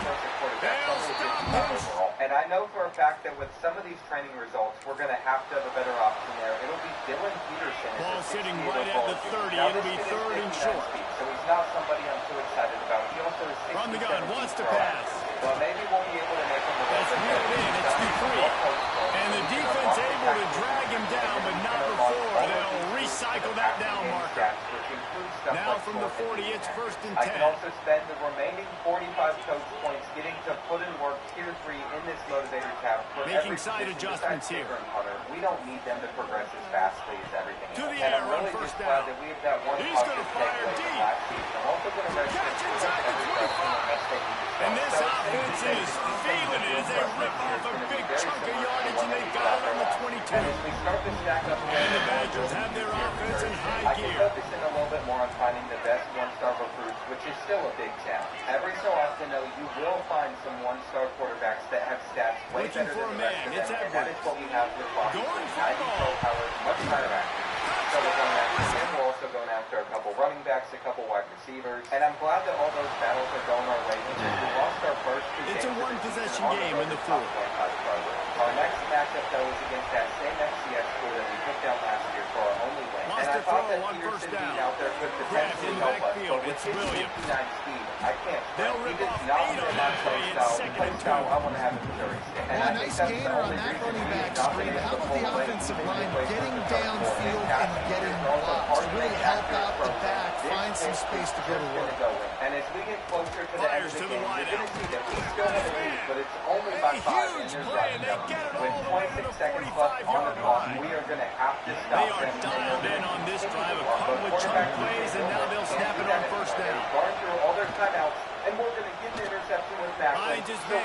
It's Smith. Over FCS Midwest 2 years in a row. I will admit, these games are more competitive than I would like. Working well behind the sticks on 2nd down. FCS teams out there, and that's what we're facing. I am not enjoying the Dylan Peterson show, though, which is why I'm from the gun, running back on the move. And the defense holds firm. No they just had a little bit listen more to this time. place. Oh, And man, I was they love thinking their that if we're going to come Badgers. back down from 0, we're going to have to play perfectly to end this. Did that happen, though? No, it did not. From the gun, wants to With the pass. guys that we have out there on the He field, lost even the one seniors, down the we're not sideline. passing. And we shouldn't be Oh, passing. he Nobody had should the be out deep there ball was supposed to make a there, play. and it I just would say slipped that through we his should fingers. do better, but it's all about play I know development. they've got all their timeouts left, but it feels like this is the ball game right here. 4th down, the quarterback's got to do something special, knowing that they need a touchdown here to win. Taking down Middle Tennessee on the road, but besides that, there was nothing to get On excited 4th about. down, I guess they'll we try to almost throw. beat Delaware as well. But almost Third doesn't count for down, still anything. We're going. finishing 1-11 Brought 2 down years in a at row. the I'm pretty sure 20-yard Liberty's line just after going to win ripping the off the conference big the play. entire rebuild. And with new quarterback Dylan Listen, Peterson, it's go time. more We're trailing. interceptions than we It's the had last 4th season, quarter. but We got to also get a little bit more I aggressive. don't think I I can like start the call. I like though. going Our forward, rushing total is so much especially better. because we made the completion and got the first down. And he doesn't find much running room, a short gain And on I the think play. the right thing to do is firing both. Now 2nd down, and it's as if this crowd senses they can help them get a huge stop. There's been no issues bringing Nice catch along the sidelines, but they get nothing out of it. Nice catch by the big target. Those big tight ends, you can tell in football, are just becoming more and more of a weapon on every single team. Dropping back, it's Washington. Using the quick game, works his way to the 40-yard line, and they'll have it 1st and goal. Man down on the play as the officials take a break to let him be checked out. And guys, if they can somehow, some way find their way into the end zone, we'll have a tie game in the 4th. With the run on 1st and goal. He steps and powers and works his way. They finally get him down at the 2. And this is the area of the field where you need a really good back. You can depend on, you can give him the football. He's going to hit a little crease and then just lower his shoulder, be physical, be powerful. You saw last week he got a rushing tackle. He's going for the goal line. I don't think EA ever expected many people to recruit a lot of kids like this. But we aren't doing as bad as Eastern Michigan, who somehow finished with a lower ranked class than we did. I've also lucked out with one of these signings as tight end Devin Levine hits star development. On the ground, it's Dupree. Now after that run, they're in pretty good shape at the 30-yard line. I hurry up now, 2nd down, clock I said I was ticking. going to put him out there no matter what. So it doesn't matter From the that shotgun, the inside kid. It doesn't matter How that about Dylan this Peterson sophomore is stopping him short of the 1st the down biggest line? surprise from player They'll progression, hurry to the though, line was here Paul to try to Harper, get off freshman that free 3rd safety, down jumping up to play. an 80 overall, our highest overall play. And I can only assume that the freshman doesn't have much more room to grow. And what a break to get that football back at this juncture. That like them now and that we recruited last season. As Timeout a is 65 called, overall, and it's the defense wanting to make sure that everyone's on the same page for this big down. And let's hold on just a minute here as the officials are going to have a second look. The look. reason for that is Architect's Tier 2 Limitless can be an amazing tree to go down for the chance to increase random skill caps, but I still decided I wanted our overall to get as big of a boost as it could right now. And I think you level up a lot more whenever you have these motivators skill trees filled out. That's at least what I've noticed. It is a little ridiculous that on normal Coach XP speed setting, you can get to a level 28 after 2 1-11 seasons. But we need all the help that we can get, especially with this schedule, or else we're never going to make any progress. When it comes to recruiting, we are losing 9 seniors, but we have 59 freshmen and 0 TDs on the defensive side of the ball. So since I'm still limited to only going after 1-star prospects, I think I'm just going to try and complete out of the backfield. And he's brought down at the 40-yard line, and that'll be a first down. Looks as if we have an injury on that last play, and we'll take a break to check him out. The Badgers have it with a 1st and 10. Bring in the heat. And he can't find anyone open, and down he goes. A sack here late in the fourth. After the big first down sack for the D, it's 2nd down. So there will be no 5-9 slam going on over here. I want to see if we can do this area on the right. I have a pretty good feeling. The short hands, it's Mason. And you know what? A big play gets it into plus territory, and they'll mark him out of bounds at the 34. This guy's done a lot of good things early this year throwing the football. With that last completion, that now takes him over 1,000 yards passing for the year. From the 44-yard line, the offense snaps it on 1st down. We had more total yards of offense than them, and only the give to the running back from the shotgun. Not a whole lot of progress made there on the short run. The offense will use a timeout with 25 seconds left. After the productive first down play, it's 2nd and 6. You can see that we've handled recruiting. I signed the 9 1-stars I went after, including Jay Marcus. So if we can't beat the minors, we're just going to get into season number 4. I will leave it at this. I have not missed playing with just 1-star prospects ever since that 1-star was open. Because I just cannot move the ball very well with them. Just playing as a quarterback, he's going to miss passes like that. About this offense, man. They knew they needed to execute. Great play calling, great drive, put it together. Now you got a chance to go up by 7 late in this ball game, and then let your defense go on the field they and were not seal very it. effective with what we needed. We've given up a touchdown. And that was after they took a ton of time off the clock, so we weren't winning. If we keep on playing poorly like this, we're never going to reach a 2-star team prestige. They'll put this one in play first snap of the drive from the 25. And I was hoping that meant that we didn't finish at the bottom of the conference, but we still did, and Liberty went 5 and 7. With them falling off, I'm honestly shocked that our conference is still ranked above the Sun Belt and West and the West. But we needed to stay that way, and I just want to find a quarterback that throws more touchdowns than himself. I can finally give some credit to somebody, though. You absolutely expect those shots from this offense, and I love it. The defense was prepared. You got to know where the runners are. You know he can go, so you got to play that deep route. They play it great. Don't give up the big play. Stay deep, and don't let anyone get behind you. Timeout is called with just 2 seconds left to go. Got to get everybody lined up quickly. Time winding away. They've got to push the ball down the field. End zone. And some of these quarterback overall. And it's incomplete, and the final drive of the game comes up empty. It came down to the final quarter. Clutch plays, guys delivered, and they get the close win. Yeah, Reese, big-time players make big plays in big games, and that's what happened in this circumstance. As a coaching staff, David, you love this. You know that you have confidence in your guys to go out and be able to execute their plans. Correct, and you don't know until the game, right? You don't know those moments present themselves. How are they going to handle it? Great job all the close game, executing down the stretch like they need. That's going to do it from here. For David Pollack and Jesse Palmer, I'm Reese Davis, and you've been watching another presentation of EA Sports College Football. Extremely young. We only have 5 juniors, 2 seniors, and it's the best that we have ever had. So it just defeats the purpose of recruiting many players until we can get this team up to a 2-star prestige. We're still sitting at 1.5 stars, but I feel like with a good year, we could bump it up. And I will always scout athlete quarterbacks over normal quarterbacks for one reason. In this group of complete bums, I had found a guy like Stephen Hicks that is a Bobby Bloom replacement. And then we have these 2 gyms who have terrible stats, so we probably won't touch them. But Jeff Lawson has 87 short accuracy, so it's another guy we could use. I've decided that since gyms players are guaranteed impact development or better too, we could just move these athletes to other positions on the field. And it's going to be a tiny class, but like I said, we don't really need it. We should open up the year with a win. It was only by 2 points, but I'm going for 6 of them, so we're not going to play against the bigger schools. We're going to hop into games against some of the smaller programs. And if this happens to be the year that we beat Missouri, I would be stunned. Sure enough, they had no problem handing us our first loss, allowing us to only score 7. And then Arkansas embarrassed us a week later, even more, 45-3. But that's okay. If we can go on the road and beat Louisiana Tech, I'd be happy. I should also note, like 3 to 4 weeks into the season, we have somehow signed every single one of these quarterbacks. And that allows our staff to have all of their attention focused on beating the Bulldogs. No matter how good of a coach you are, though, you can't fix broken players. You can't fix a broken offense and a bad quarterback, which is exactly why we find ourselves losing here in the third quarter. We're going there. I have lost all hope. This is why we need some physical receivers to just throw the ball up to,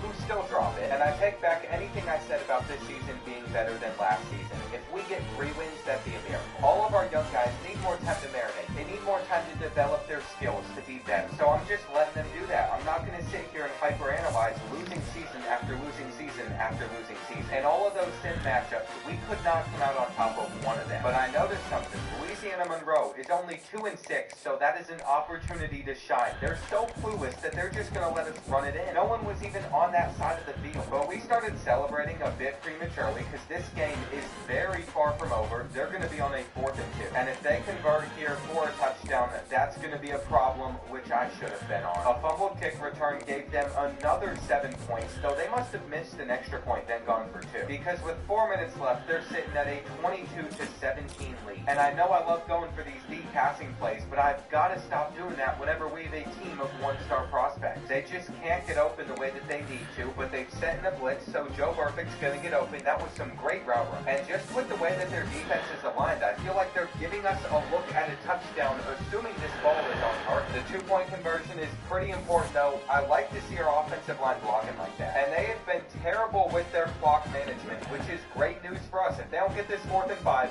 it is all over. I know it might not seem like it's special or anything, because we've already made it clear we're not making it to a bowl game. But if Bobby Bloom is ever going to thrive, he needs to have moments like that. He had a great clutch throw, and maybe we could even pick up one more win to finish this season, which is what we've done. It wasn't against Delaware, but FIU, 24-6. That might be our largest win yet. We might be taking baby steps, but we're making progress. Liberty, once again, 5-7. Louisiana Tech starting to take over the conference. And that makes me feel a lot better about how we lost to them. I also know our coordinators both have the F grade on their coach prestige. But you can't seriously expect me to fire 2 coaches that have their skill trees almost all maxed out. I didn't realize how much faster you gained XP if you just went down the motivator tab. And look at that. Bobby Bloom has done it. We've been waiting for a quarterback to have the more touchdowns than interceptions. He had 16-9. On the rushing side of things, he had a couple rushing touchdowns too. Taven Swoop wasn't any more impressive. And Devin Allen stepped up as our wide receiver 1 with Joe DeMar and Joe Burfict right behind him. I didn't forget about Devin Levine either. He has his star development with almost no more room to grow at 70 overall. It's a little disappointing. But I have a couple of theories and position changes I want to test out that could change that. Before we get there, though, we have to say goodbye to our punter. We have to say goodbye to this guy that sat on the bench for years. But who knows? Maybe he was our locker room guy that kept this team together, even though we haven't had success yet. We also have a 1-star transfer I'm interested in because he's a freshman. So Stephen Casey has joined this recruiting class of just 5 players, and nobody had higher than impact development. I can also see from this screen that we've fallen down to 1-star prestige, so we're going to have a hard time jumping straight to 2 stars now that we're no longer at 1.5. And I really wanted to put some of these athlete quarterbacks at other positions, but the best I can do is tight end. They're really slow, so we can't make them receivers or running backs. We'll see how they develop, and it is time for my first theory. Devin Levine is being moved over to a left tackle. I'm curious what happens if he develops blocking skills for a year, and then we move him back to tight end. And then when it comes to Bobby Bloom, I'm actually going to make him a linebacker and then move him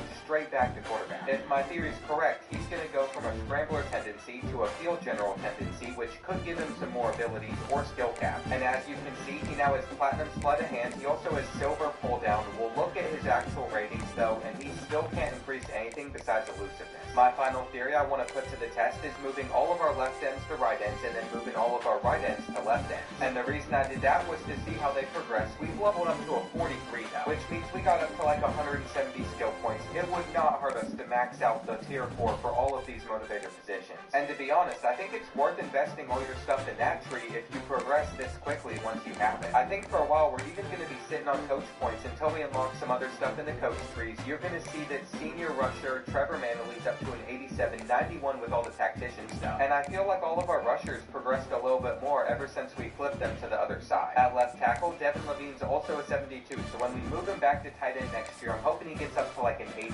85. And it's starting to dawn on me that if we don't have a successful year this year, next year I'm going to have to sign a huge recruiting class because we have 34 juniors. I've been doing my best to hold off until we hopefully crack that 2-star prestige so I can go after some 2-star prospects. But I just can't imagine this season being much different than last year after seeing how much we've progressed each season. We've yet to have a year that we get more than one win than we had the previous year. So that's why I'm so skeptical, but if we can start with a win, I think that helps. Now there is no reason this one should be close in the third quarter. You'll see it's 12-0. But we have come so close to scoring a touchdown 4 times and just had to settle for field goals. I can't let that happen 5 times in a row. No more dumb holding penalties or losing yards. Because our defense has played so well. They don't deserve for this to be such a tight matchup. Here we go though, 3rd and goal. They've sent in a blitz. I didn't see it until late. And this sums up how the entire game has gone so far. On the flip side though, on the offensive side of things, they literally just can't move the ball. And as I'm saying that, they get it right over our head, which should have been a large hit. Now the vice alternates look super good, so I'm glad we're getting this close up. But if you're wondering how this game can be so tight, even after all the dominating we've had, this is it. They tied up with 6 minutes left. No one guarded him. And I am not happy about the situation we find ourselves in, but we're hanging on. We really needed that right there. Levine is also getting open, though I put that in a very tight window. And I figured out that even as a left tackle, I can start him at tight end. We're going to have the call route on 3rd down, which sets us up to kick another field goal. 6 in one game. There is a decent chance that we're able to win off of that, but this should have been over. And we'll see what they give us on 3rd and 5. I was hoping to roll out and just throw it over there, but instead, we're going to have a blocker lined up, and I'll take the touchdown. Bobby Bloom is exactly why I wanted a quarterback that could run. But we're in a little bit of trouble now. With 30 seconds left, they have managed to get inside our red zone. I'm hoping that we can get the sack. And this formation that they're out there in makes me so nervous because everything's spread out. It is extremely hard to see everything, to guard all parts of the field, though I knew where they wanted to go. And this is it. 4th and 11. We could end it right here, which we're going to do.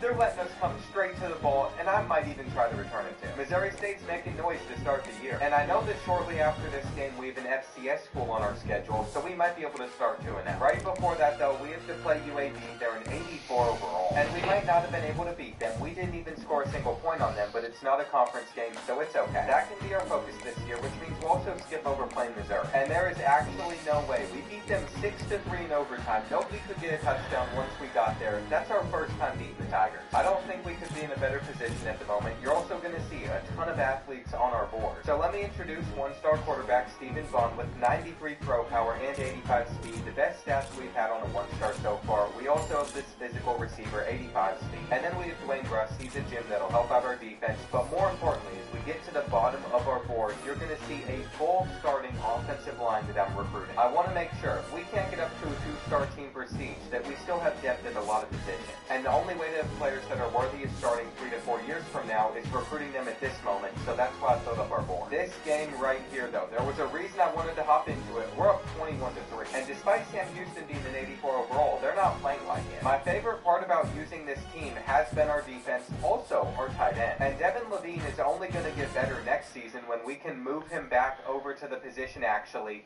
I don't know why I tried to go for a Moss there. I was giving the Bearcats chances to get back into it, to try and come back, but they never made any noise. And Bobby Bloom is starting to hit his prime. If you take away my user errors, he's having a fantastic season. And I was really hoping that Liberty would continue to fall off, but they beat us. I allow myself to hop into up to 3 regular season games a year, so we can still play another one this season, hoping to make it to the Conference USA Conference Championship. But more importantly, if we could just get to a bowl game, that's all that I want. By the time that the last couple weeks of the season have rolled around, we're sitting at 5-5. We've lost a lot recently. But between Western Kentucky and Delaware, I know that we can pick up 1 win. And it would be so sweet if it came against the Hilltoppers, because that still gives us a little chance at the Conference Championship. From a recruiting standpoint, I don't even know if I need to say it anymore, but there was no resistance on any of these 1-stars. We're signing everybody that we want. And and I'd really appreciate if we could get 2 stars next year, assuming we have a strong finish to this season. With a couple minutes left in this one, we find ourselves in a 17-17 game, but we can't catch it. And I'm not sure what Western Kentucky is doing with that alignment over there in the backfield, but it's going to make it super easy for us to get to like the 30. I like this spot that we're in, but we still have to be able to finish this one out. We're not going to run for a first. So that means having to settle for a field goal, which we will at least hit. If anything's worked in this game for us, it's been sending blitzes, and we have done it right here. We have forced the ball loose. We're going to scoop it up with Ali as well, and that should be it. If anything, they're going to get the ball back with like 10 seconds left, unless we got the first. But that's okay. They won't have enough time to do anything. It was our defensive stop that really sealed things. And I can proudly say that Missouri State is bowl eligible for the first time since moving up to the FBS level. Delaware is trying to do the same thing. If they beat us, they would be in the exact same spot. So I don't even think I can get frustrated that they played their hearts out to take us down by 7. It might have ended up affecting our spot in the conference championship, but we would have been in like a 4 or 5 way tie. And you know all that excitement I had for us to get to a bowl game? Well, it's all going to be thrown out the window because we didn't make it to one. That is right. I'm sure there's plenty of other 6-6 teams that did, but not us. And I don't know why, but it's got to motivate Bobby Bloom and everybody else that's going to be a senior on this roster to have an incredible senior year. A lot of our most talented players on this roster are redshirt juniors, so they really only have that final season left. But I can't overlook what freshman receiver Kentrell Etienne just did. He had 10 receiving touchdowns, which is the most we've had out of a player yet. It was a great year for him, and even without the bowl game, we overachieved what I thought we'd do. But there's a few key seniors on our defense that we're losing to graduation, including our best player, Trevor Manley. That might sting. I was really hoping he'd be our first player to get drafted into the NFL. And for the first time, there's not a single one-star transfer that would even consider coming to Missouri State. At least when it's all said and done, since I went after so many athletes, we're going to have a very powerful defense. And I'm hoping I can prove the reason for that. Anybody that is listed as a speed rusher after a few years that used to be an athlete, we just move over to our defensive line and they jump up a ton in overall, which you should see soon with Mike Maddox. But first, Devin Levine is going back to playing tight end and he gets up to a 92.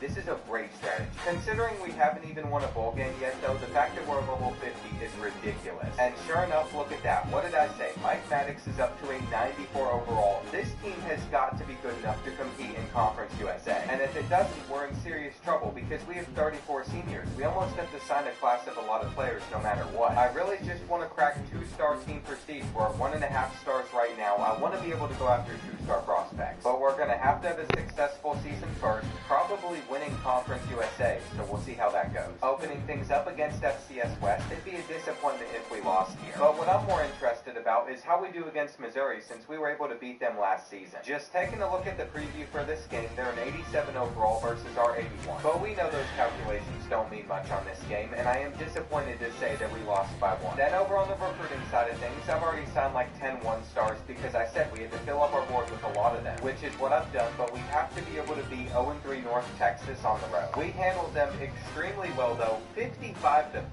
And look at Bobby Bloom, almost 400 passing yards, 4 touchdowns, so he is more than shown out. If coming against a sin, one team here might need to ask for forgiveness, sitting just outside the rankings and wanting what their opponent today has, a spot in the top 25. Welcome to the big house, home of the Michigan Wolverines. As we'll see a squad from the Big Ten, the Wisconsin Badgers, taking on the 25th ranked team in the land, the Michigan Wolverines. Free Sports College Football, Henry Davis, David Bond, Jesse Palmer alongside.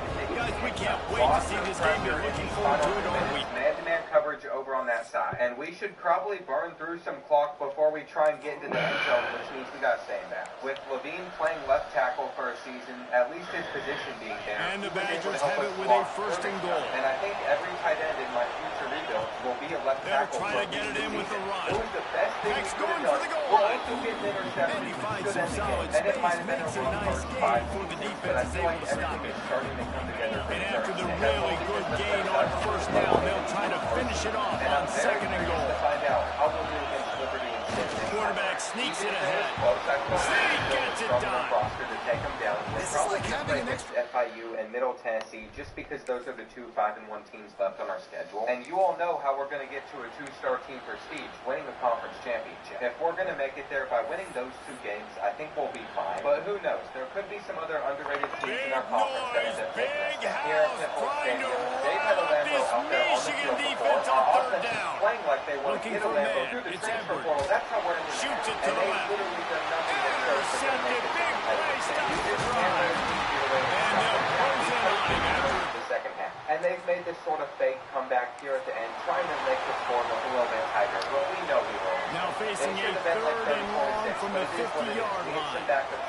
And I didn't realize how easy it was to throw it up to Carter. Missouri State's recruiting pull on some of these one-stars now is just blowing other teams out of the water. We've been able to sign 27 prospects in the span of like half the year. So we no longer have that to worry about, and it's time to sim to the Middle Tennessee game. I figured And we'd the lose another one at Wolverines some are point marching by down 2 the points field. to Jacksonville State, but we beat Louisiana Monroe, which means we're bowl eligible again with 6 wins. And I wish I could say we were a long-term conference championship, but we're going to have to fight to get there. That would all start with the win on the road at number 12 Middle Tennessee State. You know, the runner just has to have a little bit more patience and bounce that thing outside a little too early. That is why it is only right that we've set ourselves up to start this one up 14-0. And if we can keep up this momentum, they're going to be more. I mean, I think And they knock him down in the backfield. Outstanding play by the defense. We're down to the 4. And It's 21-0 third is and coming goal awfully and a soon. long That's way a from great the end run. zone. It's kind of a shame that this one couldn't turn into a classic, but they're trying to still pull off a comeback at the end.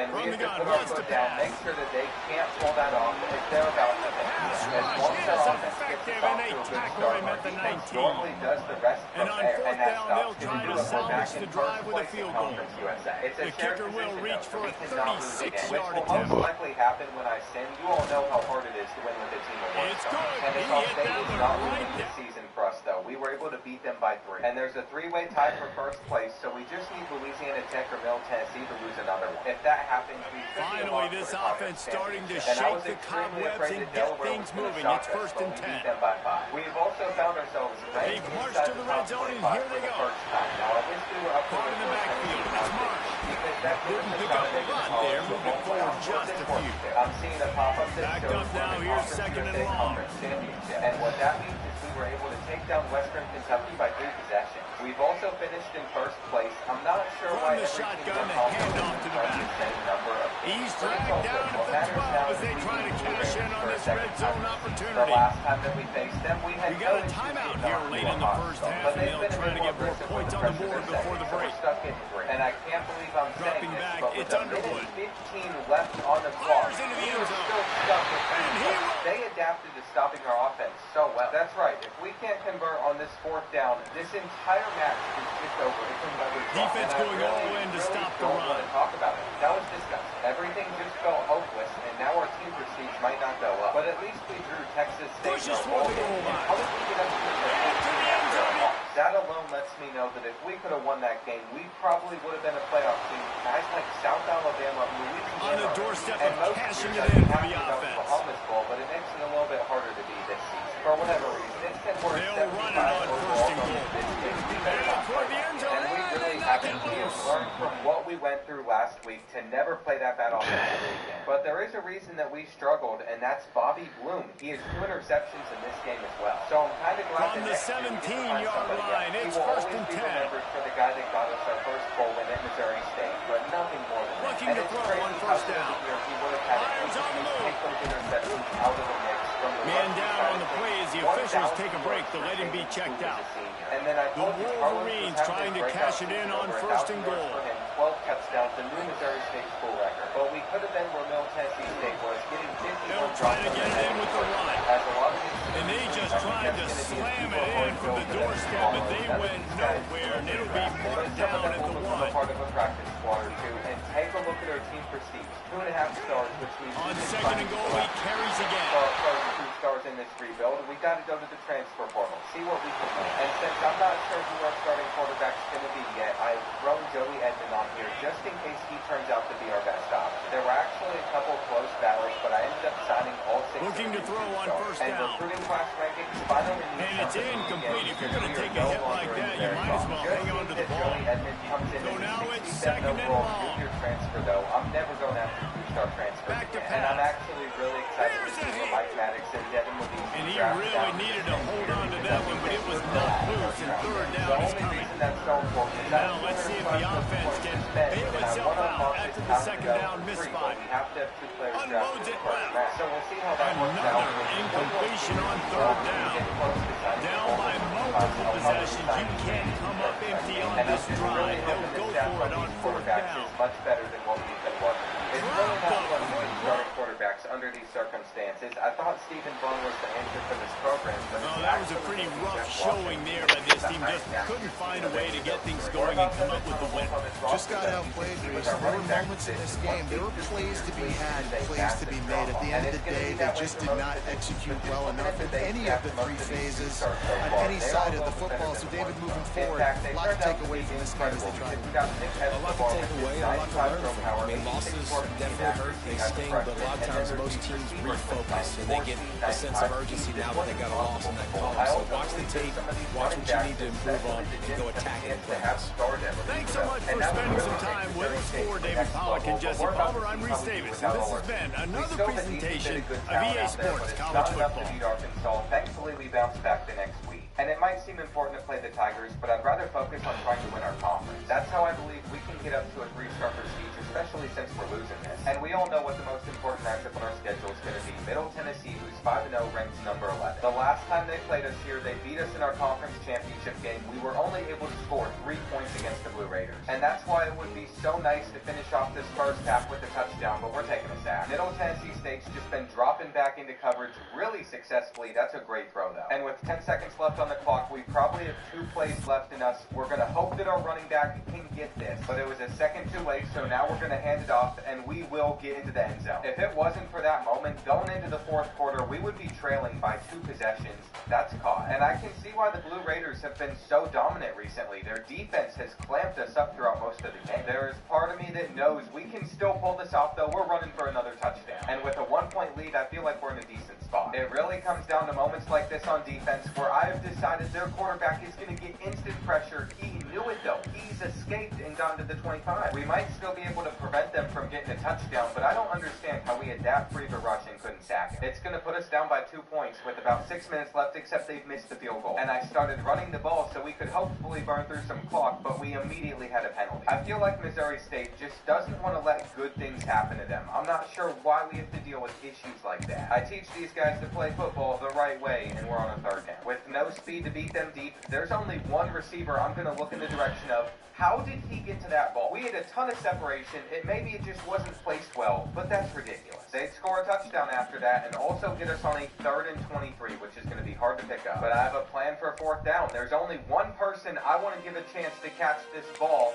and it's out of reach. At the end of the day, Jeff Lawson sold this game for us. And we should be worried because if we drop back down to 1.5 stars as a program, I can only go after 1-star recruits again. With that in mind, instead of just going after 26 players, one at almost every position, I'm going to fill out the board. We're going to sign 35 2-stars. And it would be so sweet if we could go on the road and take down undefeated Kennesaw State. I knew that losing all those seniors was going to affect this roster, but I thought we'd pull off a couple more wins. And fortunately, it seems like they've showed up to play a little bit better in this one. We have a 4-point lead with about 8 minutes left, and we're trying to get another touchdown. There's just zero consistency out of Jeff Lawson, so we're going to our tight end. That ball was also knocked loose, though. Maybe we should be trying to scramble. I know that he has a little bit of speed, and ever since that moment, we have been in complete control. We're also going to get another touchdown here. So we have put up more than enough points to win. But credit also goes out to our defense for holding them to 6. I still have a feeling with our sophomore quarterback, we're going to struggle the rest of the year. But I can only hop into one more game, so his struggling is out of my control. I never imagined that it would get this bad, though. We have lost 3 straight games before beating Jacksonville State, so we're 3-6 going into our final 3 matchups. And I just don't see this team winning those final 3 games since we have to play both Louisiana Tech and New Mexico State. If we can somehow take the Bulldogs down on the road, though, I'll hop into the final game of the year. And there it is, a 29-21 loss. We bounced back in our final 2 games, but I'm assuming our team prestige is about to drop a bunch since we didn't make it to a bowl. And I can't believe that last year we were in the conference championship against Middle Tennessee, and this season we couldn't come close. As quick as we were able to rise with Missouri State, we fell off just as fast. And that's why I'm extremely thankful that I have been able to sign all 35 of these players. So we're going to have a bunch of 2-stars coming into our program, even for when our team prestige drops. Jeff Lawson just wasn't my favorite favorite quarterback in the world. Since he's a sophomore, I guess he still has time to improve. From a running back perspective, Owen Skaggs is leaving. He's a senior. And so are 3 of our 4 biggest receiving targets, including tight end Devin Levine. The only guy that's sticking around is Kentrell Etienne, who got injured. And that's with a broken toe, out for 5 weeks, but he's not gotten any better since he was a freshman. I just find it mind-blowing with how with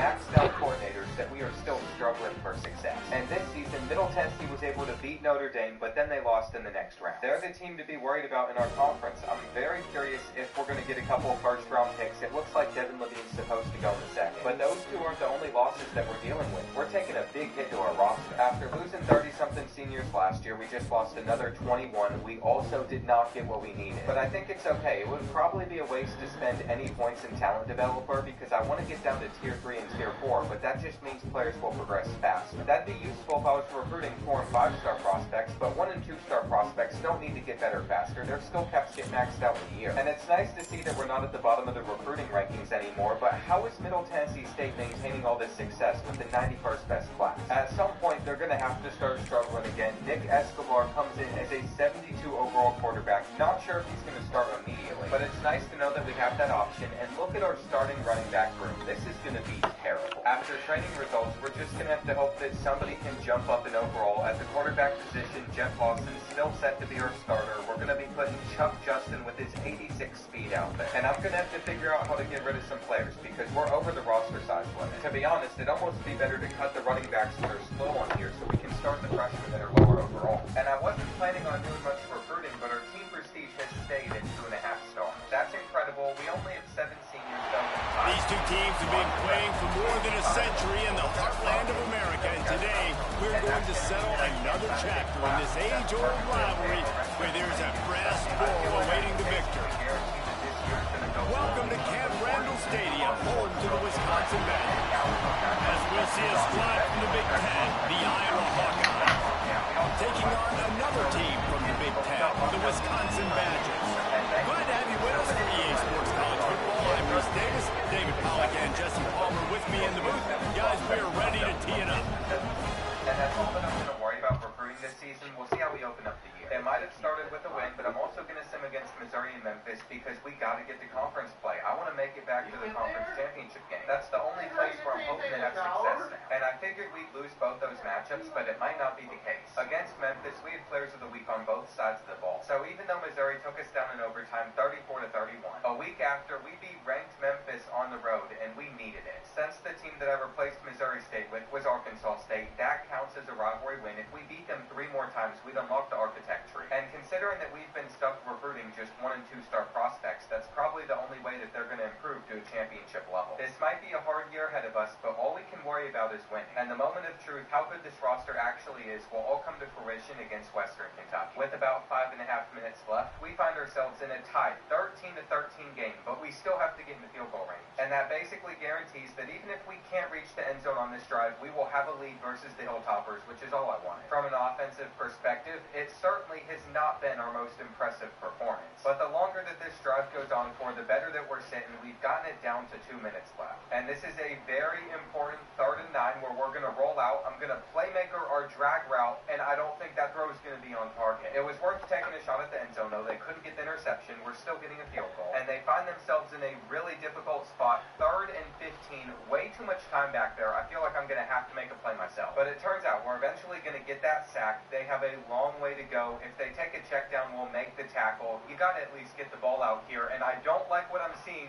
Though we have a defensive back right there, Conrad's going to get the interception, and Western Kentucky is pretty much out of hope. They are going to be in a position to get this ball back with not much time left, so it's not getting hurt. But a good punt right here basically ends this game. We don't normally get any punting clips out of me, and that's why. We can't necessarily write them off yet. They could still have some huge games against us. We'll see if they get out of the pocket. And that sack did it. The Bears defense has once again give it to the back. We're going to have to Lights off the defense.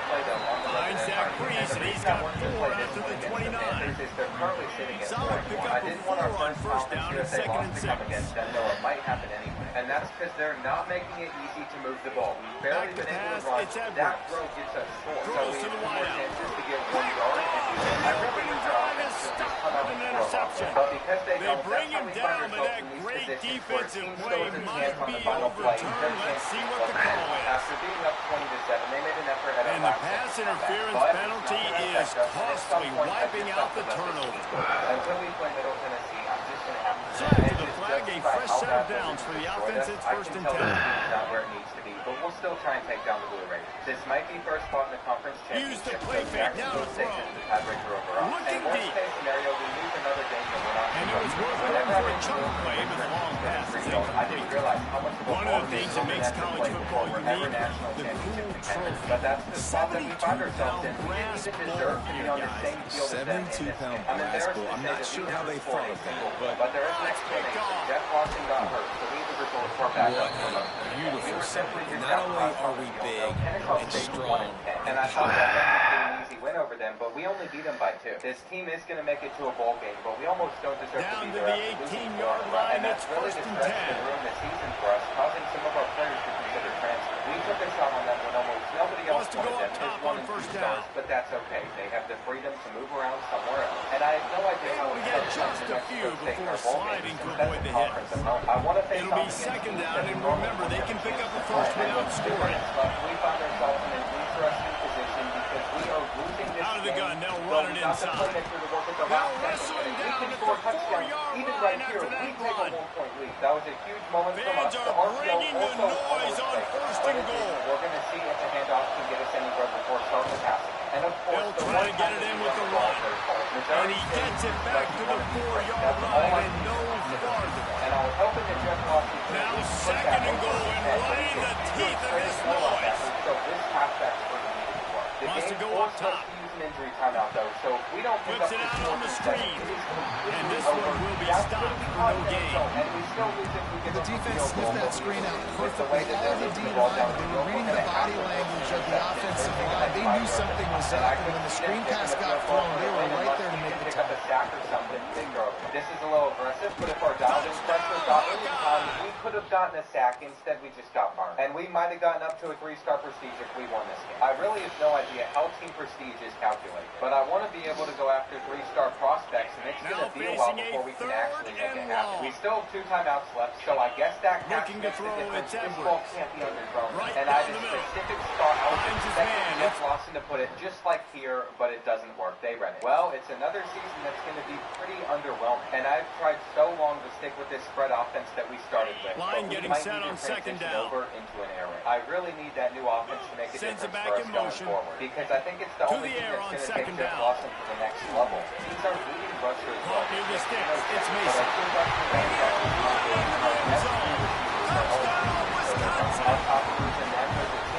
Field shrinks. Tight end. But to my surprise, we've gotten success on all 4 of them, besides the guy that has a very low chance of returning, so he's gone. The losses really aren't that many, though, because remember, the Badgers are at the line looking to convert on 3rd and short. Until I took a look at our school grades, we've dropped down to a 1.5-star prestige. That means no 2-star transfers for us in the transfer portal. They'll try to pick up the first through the air. And I have no idea. Grabbed in the middle, it's Anthony. Picks up enough to get them first and 10 from the 11. And the Badgers started this drive back up in the own end, and now they've moved into position to score. Quick strike complete. And not much doing there as that defense runs him out of bounds. It's so nice as a quarterback when you've got a guy like that working for you in the slot. He has such a good feel to find the open spaces in the defense. Just makes life so much easier for his quarterback. They'll get him stopped just short of the end zone, but they're in business here with the first down. The Badgers didn't start this drive with great field position, but they have moved and looking for the end zone, and he dropped it. Defense covering it up and not letting a new player to build around for at least 4 seasons, so red shirts need to be used smartly. And this is exactly what our roster construction looked like 3 years before we went on that run where we won like 11 games. The only player I'm signing this year is Sterling Vujanovic, because we need a 3rd quarterback just in case there's some injuries. But that's literally it, and knowing that this season is mainly focused on development, we're going to sim through most of it. All I can see right now is we're sitting at 1-0, but that's not correct, because we advanced like 10 weeks. We are 3-5. It's what I thought would happen. But wow, we have struggled. The new playbook has done nothing for us. I guess we can try and make it to a goal. It'll really just depend whether or not we can win a game like this. They'll try to put 3 on the board. And he's going to have to get into this football. This is a 53-yard attempt. We are never going to talk about it again. And even if I play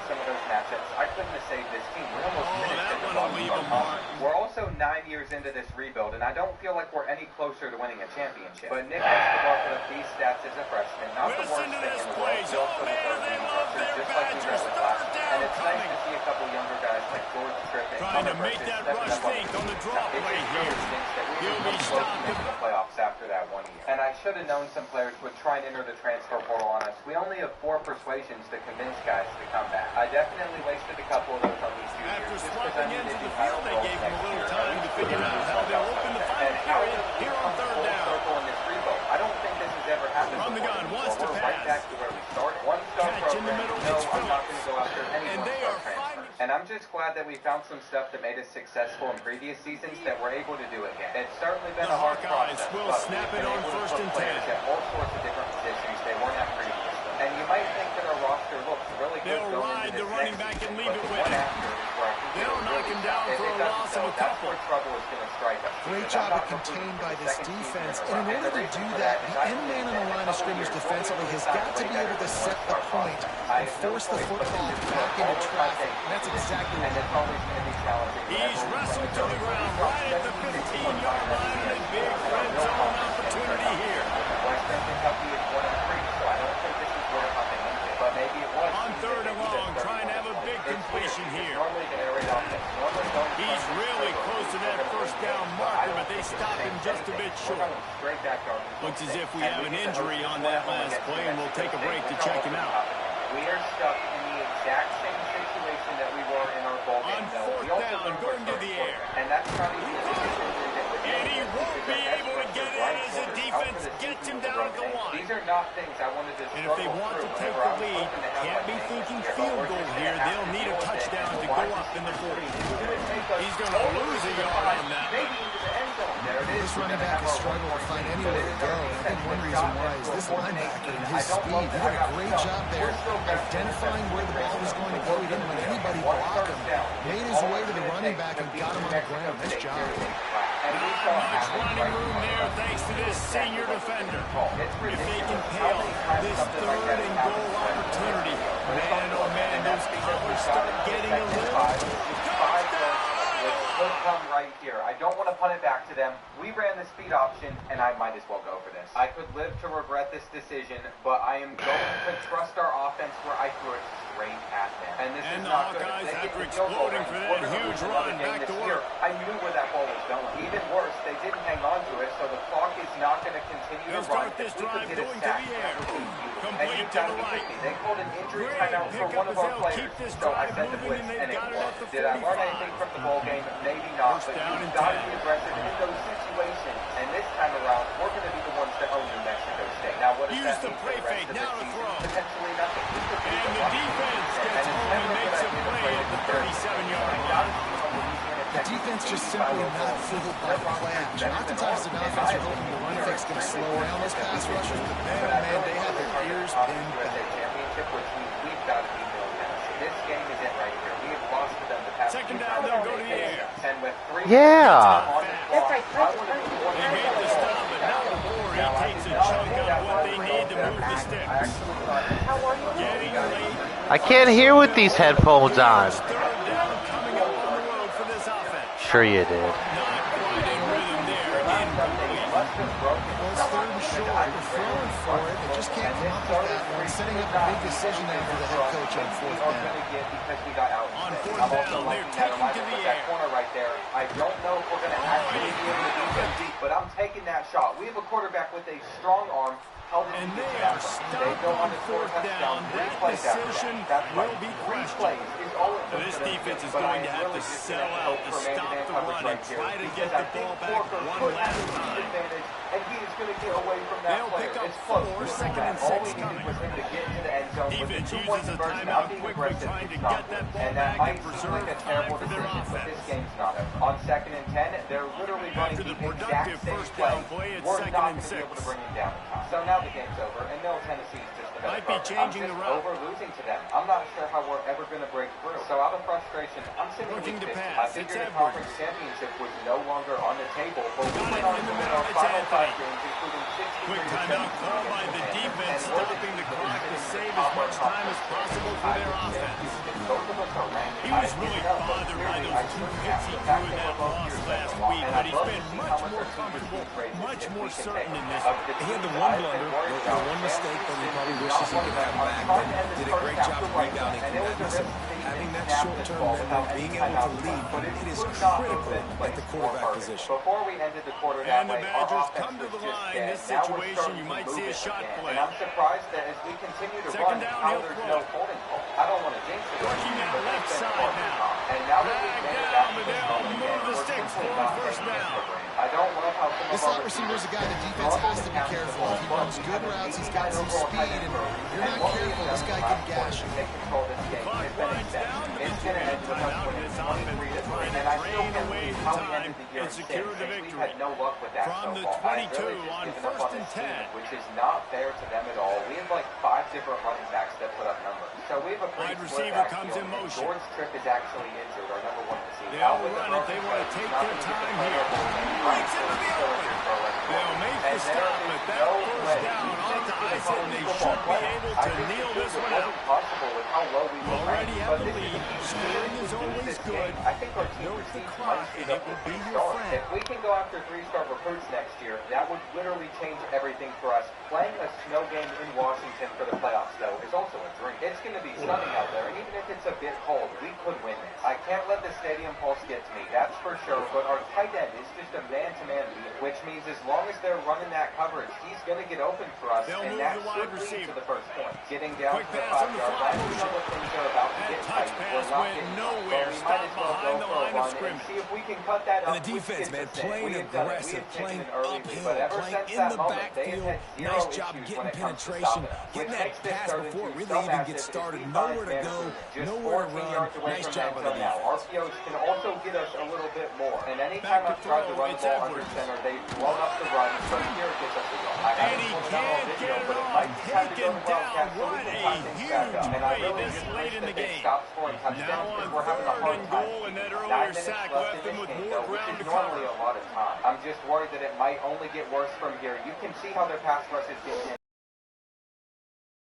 But we're going straight up the gut. And it is truly a miracle they couldn't even get a field goal after that, but we still haven't come back against them. Being down by 7, I have to consider going for a 2-point conversion depending on when we get in. And that could be an awful decision, so we might just need to score extremely fast. If we do that, I probably won't be as aggressive. I'm not sure where that route was from, but that plus accidentally calling a timeout could really hurt. Here on guys there to get him on the ground. We're going to have our hits route. I took the slant. What's a great individual effort by the running back on that last play. It's 3rd and forever. He tried to get his team the first down. Not enough. Let's see what they do on 4th. Got to get this sack right here. Their quarterback is so fast. And I can't believe how much time they're letting run off the clock. They can't think that they're in field goal range, can they? I mean, after that run, they're going to be. But what can we do about that? We knew this would probably happen. It wouldn't have mattered whether I went for the 2-point conversion or not. We have pulled out the Wildcat in the hopes that they didn't need the extra points, but maybe just a chance to stick it to them right here a little bit at the end.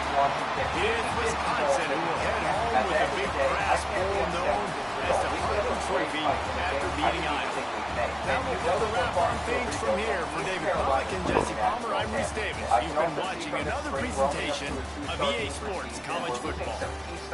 Especially on defense, which really stinks, but I don't think we're going to return to a 5-7 next year like we did after the first time we won double-digit games. The real question, though, has always been, how will this team that we have right now do this next season? I feel like they could carry us back to the playoffs, but Nick Escobar is going to have to take another step forward. He's now up to an 87 overall quarterback, and that's with his accuracy stats maxed out. Preparing for the worst, though, will be crucial, which is why we're going to have to start signing 2-star prospects, even if after this year we're up to a 3-star prestige. If this season doesn't end up going the way that I'm hoping it does, we are going to desperately need these guys. And it's felt like we've played the same non-conference schedule for years, but we have to face Memphis. They're our only rivals. Missouri's an in-state opponent, and then this Louisiana Monroe game is locked into our schedule, so this is what we're stuck with. When it comes to the players that we're going to go after, I will say that things are a bit disappointing. We did find one receiver with 95 speed, but outside of that, even at the quarterback position, these aren't the best stats in the world, but we have to sign a full class of 2 stars anyway. Against Memphis, we're 6 overalls higher. but we were barely able to take them down by just 3 points. That doesn't make me feel great about what's going to happen against Missouri, even though they're 79.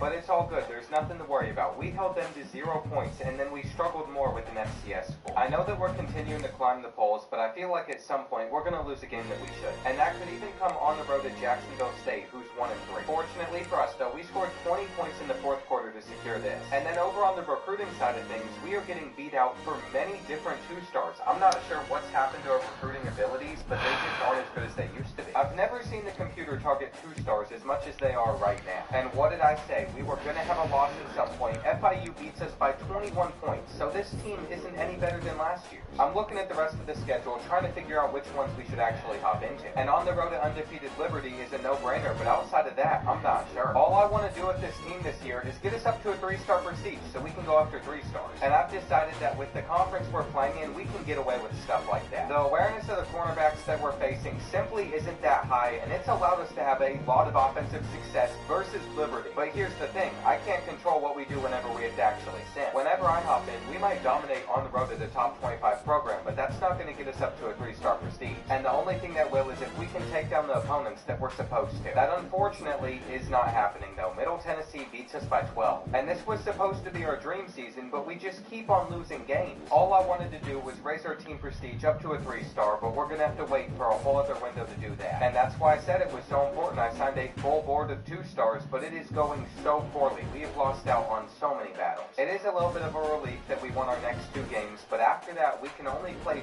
2 of these last 3. And the most annoying part about simming against FIU is since we lost that, we're never going to have the tiebreaker over that. Since Kennesaw State's 1-4 in their Conference USA games, it doesn't do us much good to hop into this. But simulating it was almost even worse. I'm not sure why our offense is not showing up. I've done all that I can with it, though our running back situation isn't the best in the world. At wide receiver, we have an 86 overall, one of the highest we've had. And then we have a monster at tight end, but look at this matchup against UTEP. We might control our own destiny. Since Liberty lost another game, we're in a 4-way tie for second place. I'm not sure how the tiebreaker would work at the very end, but what I know right now is if we can win this game, we can get rid of one of those problems. Since I get to control us, our offense will show up for this game.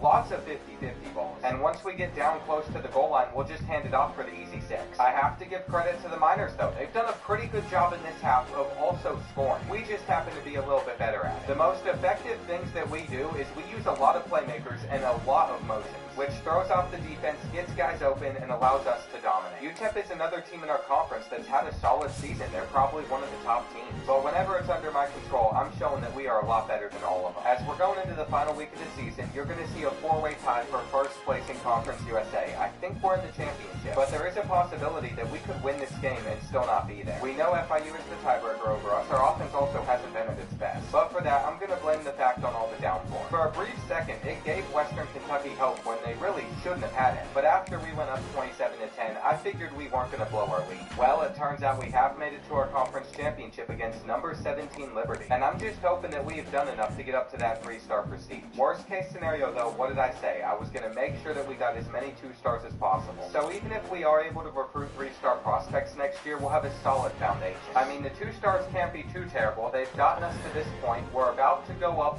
14-0. And Liberty didn't even score the last time that we faced them. So even though they had a really good season, I was not worried headed into this game. I'm ready to get Missouri State back to the college football playoffs. They sent in a blitz, but they didn't expect us to take our check down. And one thing I have not used much of yet is these quarterback runs, but I'm going to try it. We just lost the ball. That was ridiculous. He took a major hit, flew back like 5 yards. Understandable though, he should have lost it. And the penalty was against us. That turnover is the only reason Liberty is even in this game with a little bit of time left, but it's not going to matter. You know I can lurk them for an easy kick. And we should have been able to win by a lot more, but we were never going to lose. We definitely have our weaknesses. We're not a championship contender, but I'd love if we at least got past the first round in the playoffs, because last year we almost did, putting up a good fight. That is my one goal. East Carolina's quarterback threw for 47 touchdowns. I'm sure we'll see them in the playoffs again. We have a bye. It doesn't really help us since we have to play the winner of Notre Dame and Ball State. which we know is going to be the Irish. Let's not act like this is a shock. But I think it's much better than having to deal with a first-round game, and we have prepared for this moment. Our season stats don't look really any different than previous years. They've all been about the same. But it's all good. We have a chance to prove ourselves because I feel like Notre Dame is the best team that is in the playoffs. They only have one loss this year, and if we're going to get to a 3-star prestige, it's by beating them. Based off what I've seen in the first quarter so far, points are going to be hard to come by, especially with the way that their defensive line is screaming at us says we're about to take a sack. It took us until midway through the second quarter to get on their side of the field for the first time. But it's not like we're playing poorly. We are only down by 3 points, and I think scrambling is going to be the only way to move the ball. I hate that it feels like the best viable option, but it really does.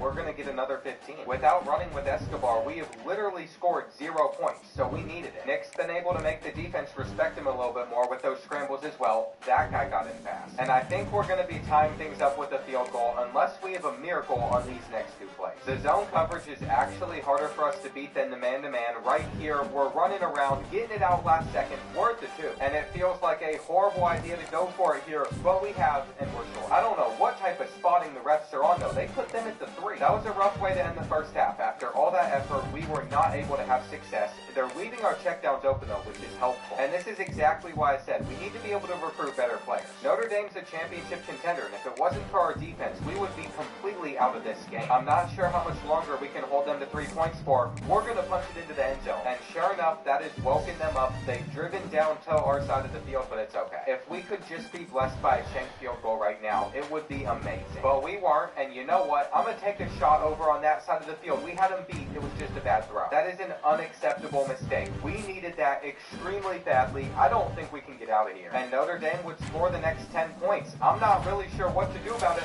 though we could have a touchdown for the first time off of a D play. That is our last little bit of hope with 3 minutes left in this one. We have beat the press 2 times in a row. But Nick Escobar is doing us 0 favors. We're going to take our drag underneath instead, and the spin will get us into the crib. Now, what I'm doing here is just being stupid. No reason to go for the 2-point conversion, but we have done it anyway. And they are going to be throwing the ball, not running it, which is actually kind of helpful. It certainly gives me some hope that we can get them off of the field. On 3rd down, we have missed the tackle. That could have gotten us the ball back. That was it right there. We handled things perfectly. And our reward for it was a missed tackle, but it's going to be 3rd and long. I don't see them throwing the ball here, but they have, which means they're going to take their check down. We can get there in time. And there is hope for us to take down one of the best teams in the country with a bunch of 2-star prospects. Now, in order to get this done, there is one thing that we cannot do, and that is taking sacks. We also have to get to the 1st down marker. But if that was a fumble, that could have very easily been game over. We are going to roll out and see if we can get another 10. Right now, being in 5 wide is working for us. Their man-to-man coverage, though, is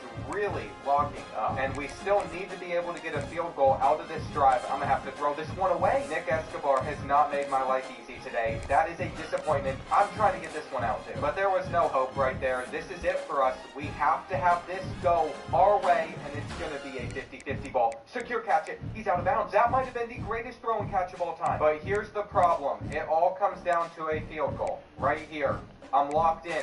I'm hoping that it's far enough. It looks like it's going to be, and we are going to pull off the win. If you can find a more rewarding and better game on my channel in any of the rebuilds from this year, props to you, but I think this is the top one. Because we had no business beating the Irish right there. There is no way that they can't give us a 3-star prestige after that. We have Auburn next, and it's starting to hit me that we're 2 games away from a national championship. I know of the 4 teams remaining, we have the smallest odds to win it all, but we could still pull it off. And after how we won against Notre Dame, Auburn does not scare me at all. Maybe I should be, though, because we have not been able to score once on them, and we have got to figure it out on this drive. It's the closest we've gotten to the end zone as we get in. As we approach the end of the 3rd quarter, they still have their 3-point lead, but we have the ball. We're getting to the 40. And my hope is with Manu Punu motioning over, he draws all of the defense's attention so we can hit our halfback screen, and that's exactly what's worked for us. The 4th quarter is about to start, and we're going to have to pull off this slant without them getting an interception. I stared him in the eyes,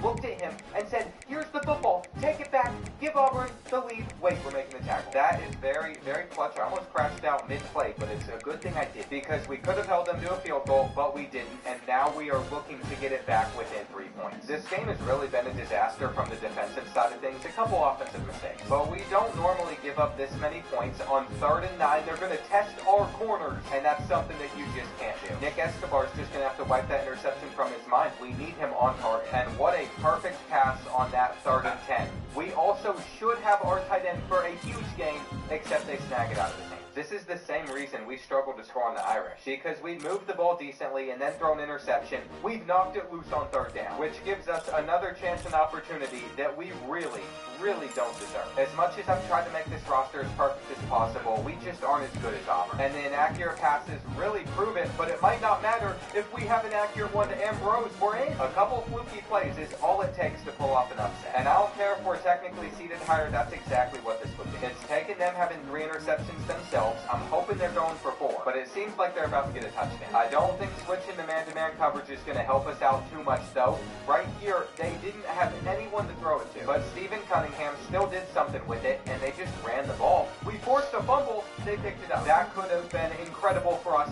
I thought I was right in front of him, and he gets in instead. I can't take the stress of these tight finishes. It's just week after week. Something doesn't go our way that really needs to. We get our feet in, and we're about to test out how fast Speed is. I see the man-to-man coverage. We will come back to catch this ball if we need to. We all know how much time's left on the clock. It will continue to run on down. This is going to be a sack. But it's okay. I saw something that I liked that I was scared to throw the first time, and we have it here. I really don't want to kick the field goal. I want to end this game with a tutty. And by now, I think we've gone through enough clock. It is touchdown or bust. We've got to come back to this ball. We're also hurrying up an inside zone. Snap it already. I'm trying to. We're wasting so much time. We might only have another attempt at the end zone. But this team is made for these moments. Jet touch pass, they just adjusted to try and shoot through that gap, so we'll cut it up the middle. And once again, Missouri State shows they can close out games. This is a run that we are having. We are so close to winning it all. And Nick Escobar had a solid performance, but those 2 interceptions keep it from being great. By now, Missouri State might even be seen as a 4-star program next year. But if we beat East Carolina in this game, those future seasons will never happen. I really wish I could have spent some of these coach points, the 200 I've had saved up forever, somewhere else, but I can't. And it would help us take down the reigning national champions who also had the Heisman winner. He is what stands between us and having glory with Missouri State. But I should have known neither offense would show up for this game. In fact, we had scored 0 points in the first half. Normally, that'd be a guaranteed loss, but they only have 3 themselves. This ball is perfectly placed, getting us to the 1. And I thought it was about to be the first touchdown, but we're not that lucky. I don't know why it has to be so hard to just get in, but I promise I'm not kicking a field goal. We are going to go for it on 4th down if our run does not make it. Let's just hope our defense holds them to 3 in the second half as well. Or at the very least, we've been able to maintain a couple point lead on them, but we've got to stop them on this 3rd and 5, and I'm sending players. Force a fumble. That really hurts. We couldn't get the ball loose, but they're attempting a super long field goal. They're going to have the leg to hit it. And I can't believe that we are a field goal away from winning a national championship. It's really not too much that has to be done. Of course, this would be so much easier if we had a better second half, but we haven't, so we just have to do it this way. And I'm still going to look for the explosive plays if they're there, because that could lead to some massive gains. We cannot fumble. I don't know why I'm not sliding. That could have been the worst thing in the world. We get the first. And at some point, they will start taking timeouts, though we could have a touchdown, and that would give us a big lead over East Carolina. This is so much better than going up by 2, especially if we can get ourselves the 2-point conversion. We have to throw that. But they were able to block the pass, and they have gotten to midfield. If they score a touchdown in the final seconds, we're losing. Here's the thing, though. Even with all 3 of their timeouts, they have hurried up to the line. They refused to burn one, and that's good news for us, except they're open over the middle, and we have to let them get in. There is no way this is how we're about to go out. I have a quarterback contained, so they can't get the 2-pointer. But the main damage has already been done. I'm going to try to let this run to the end zone. Clock will not run. So we have 18 seconds to make a miracle happen. We might be better off just throwing up some balls. We beat the press over on the right side. Please, don't be out of reach. Ambrose has done it. We're winning the championship. I knew there would be a reason why I recruited guys with 95 speed, and that's to bail me out for whenever I make terrible mistakes that could have cost us the rebuild. I thought lifting this trophy was going to take us at least 5 more seasons, but we've done it. I've learned that I can win a championship with just 2-star prospects. All of that effort, though, was only enough to get us up to a 3-star team prestige, so we had to win a championship to be able to go after 3 stars. And that just blows my mind. Throughout this entire video, I think we put 4 players into the NFL, and this has got to be the worst quarterback I have ever won a championship with. I know his accuracies don't look like they're the worst in the world, but he was missing everything. Of the 2-star prospects that we looked at, though, this was our best option. And I like the new restriction I set in this rebuild about what prospects I could recruit. If you want to see it in a future one, let me know down below, and check out some of my other rebuilds as well.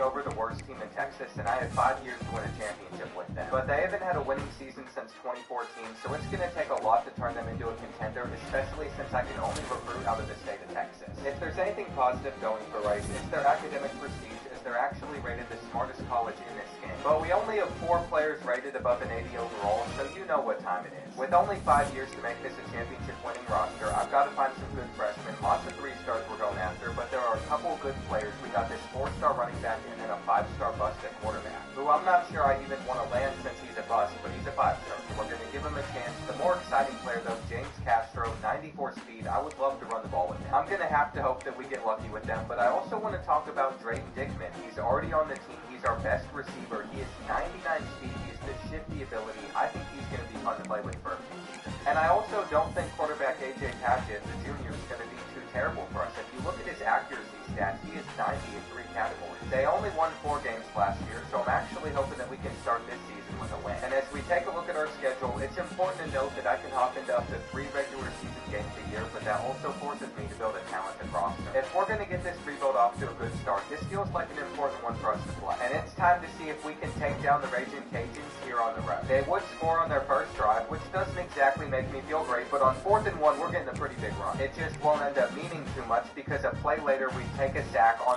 3rd and 19, though, we are converting. This is what we need. It's always ideal to open up the game the right way. As you can see, nobody's over there on Dickman, so I felt like that'd be an easy touchdown. And on top of that, we've had a pretty good first half. With 13 seconds left, we are already up by 7 points. I'm hoping we can catch this right here, because I wanted to get into field goal range, but instead it wasn't an accurate pass. On the bright side, though, as we get down to the final 5 minutes, we've still maintained our 7-point lead. And this could be exactly how I wanted this game to go, but that pass was bad. It's all good, though. We hit this field goal, we're still going to be up by 10. And if we can get them off the field on 4th and 3, this one is basically over. There's the sack. For basically being the worst team in Texas this year, that was a great way for us to start. And what we figured out is running back Dalen Alexander is awesome. Just like our quarterback, he's a junior. He's 5 rounds. One of the toughest things to do in all of college football is win on the road. When you're a ranked team going into a hostile environment, these fans are ready to knock them off course. Welcome to Camp Randall Stadium, home to the Wisconsin Badgers. As we'll see, the number 15 team in the country, the Washington Huskies. Big Ten foe, the Wisconsin Badgers. For EA Sports College Football, I'm Reese Davis, joined here in the booth, as always, by David Pollack and Jesse Palmer. But it's about time that we start American Conference play. And to my surprise, I know UAB isn't the best team in the world, but we did beat them by 6. We also leveled up again, which means 8th play of the drive coming. It'll be a 3rd and 6. But what I'm starting to realize is out of the shotgun, they go to the ground. We already have another pretty huge game coming up on our schedule as well. We're about to They knew the line they had to defend and to keep him from getting to the 30, and they do it and force a 4th down.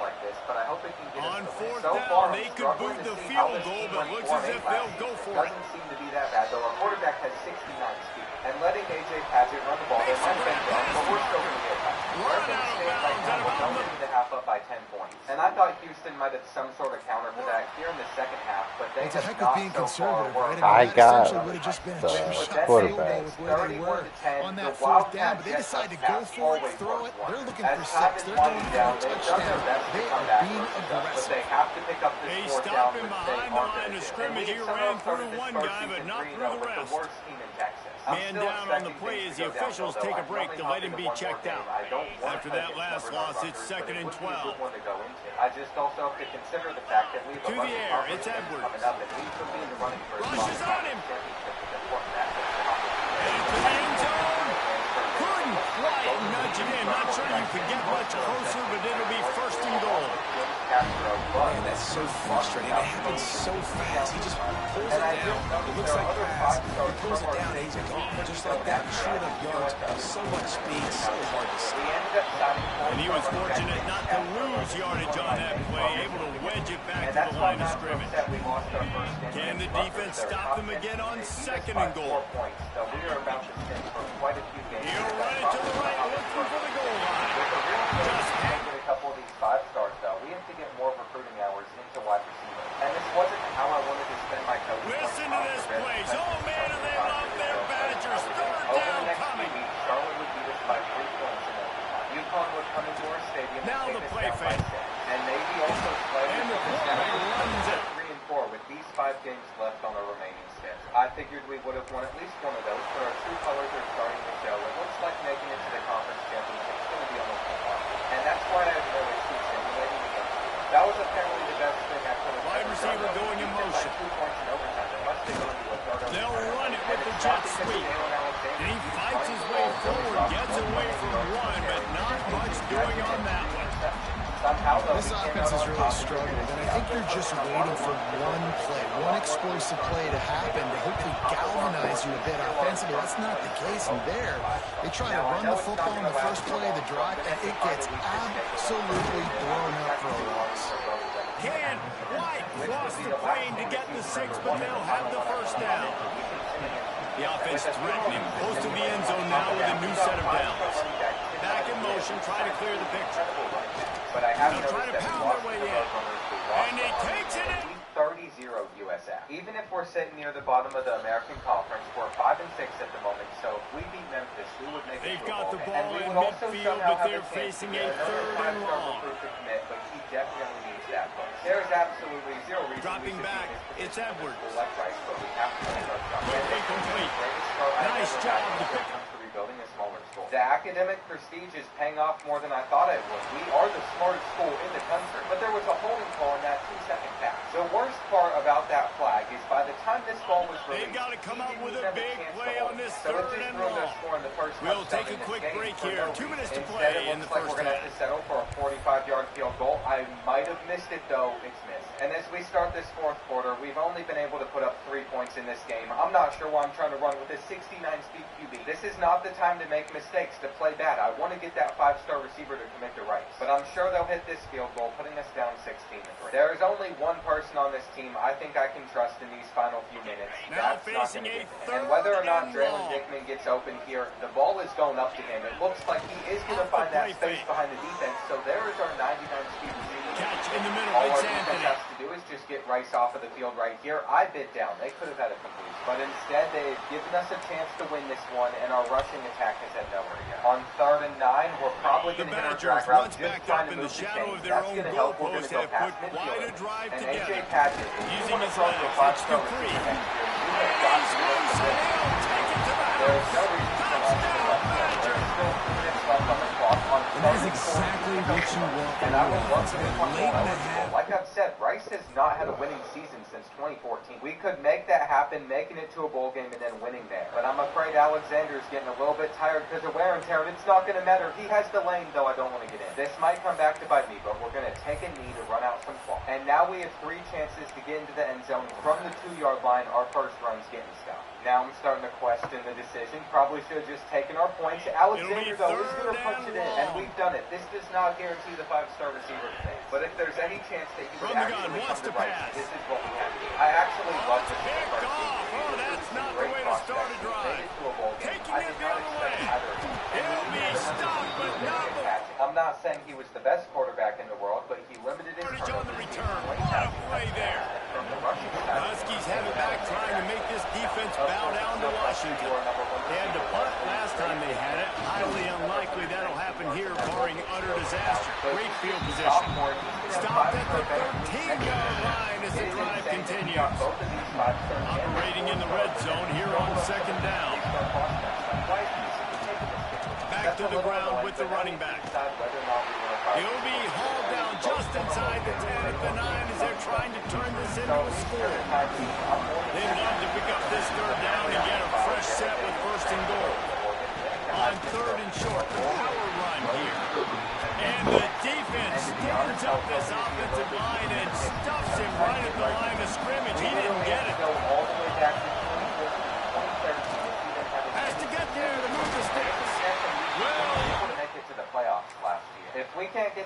field in this spot, we're going to be in trouble. And it all comes back to the fact that we have only been able to score 9 points. Clicking along, first and goal on just the 4th play of the drive.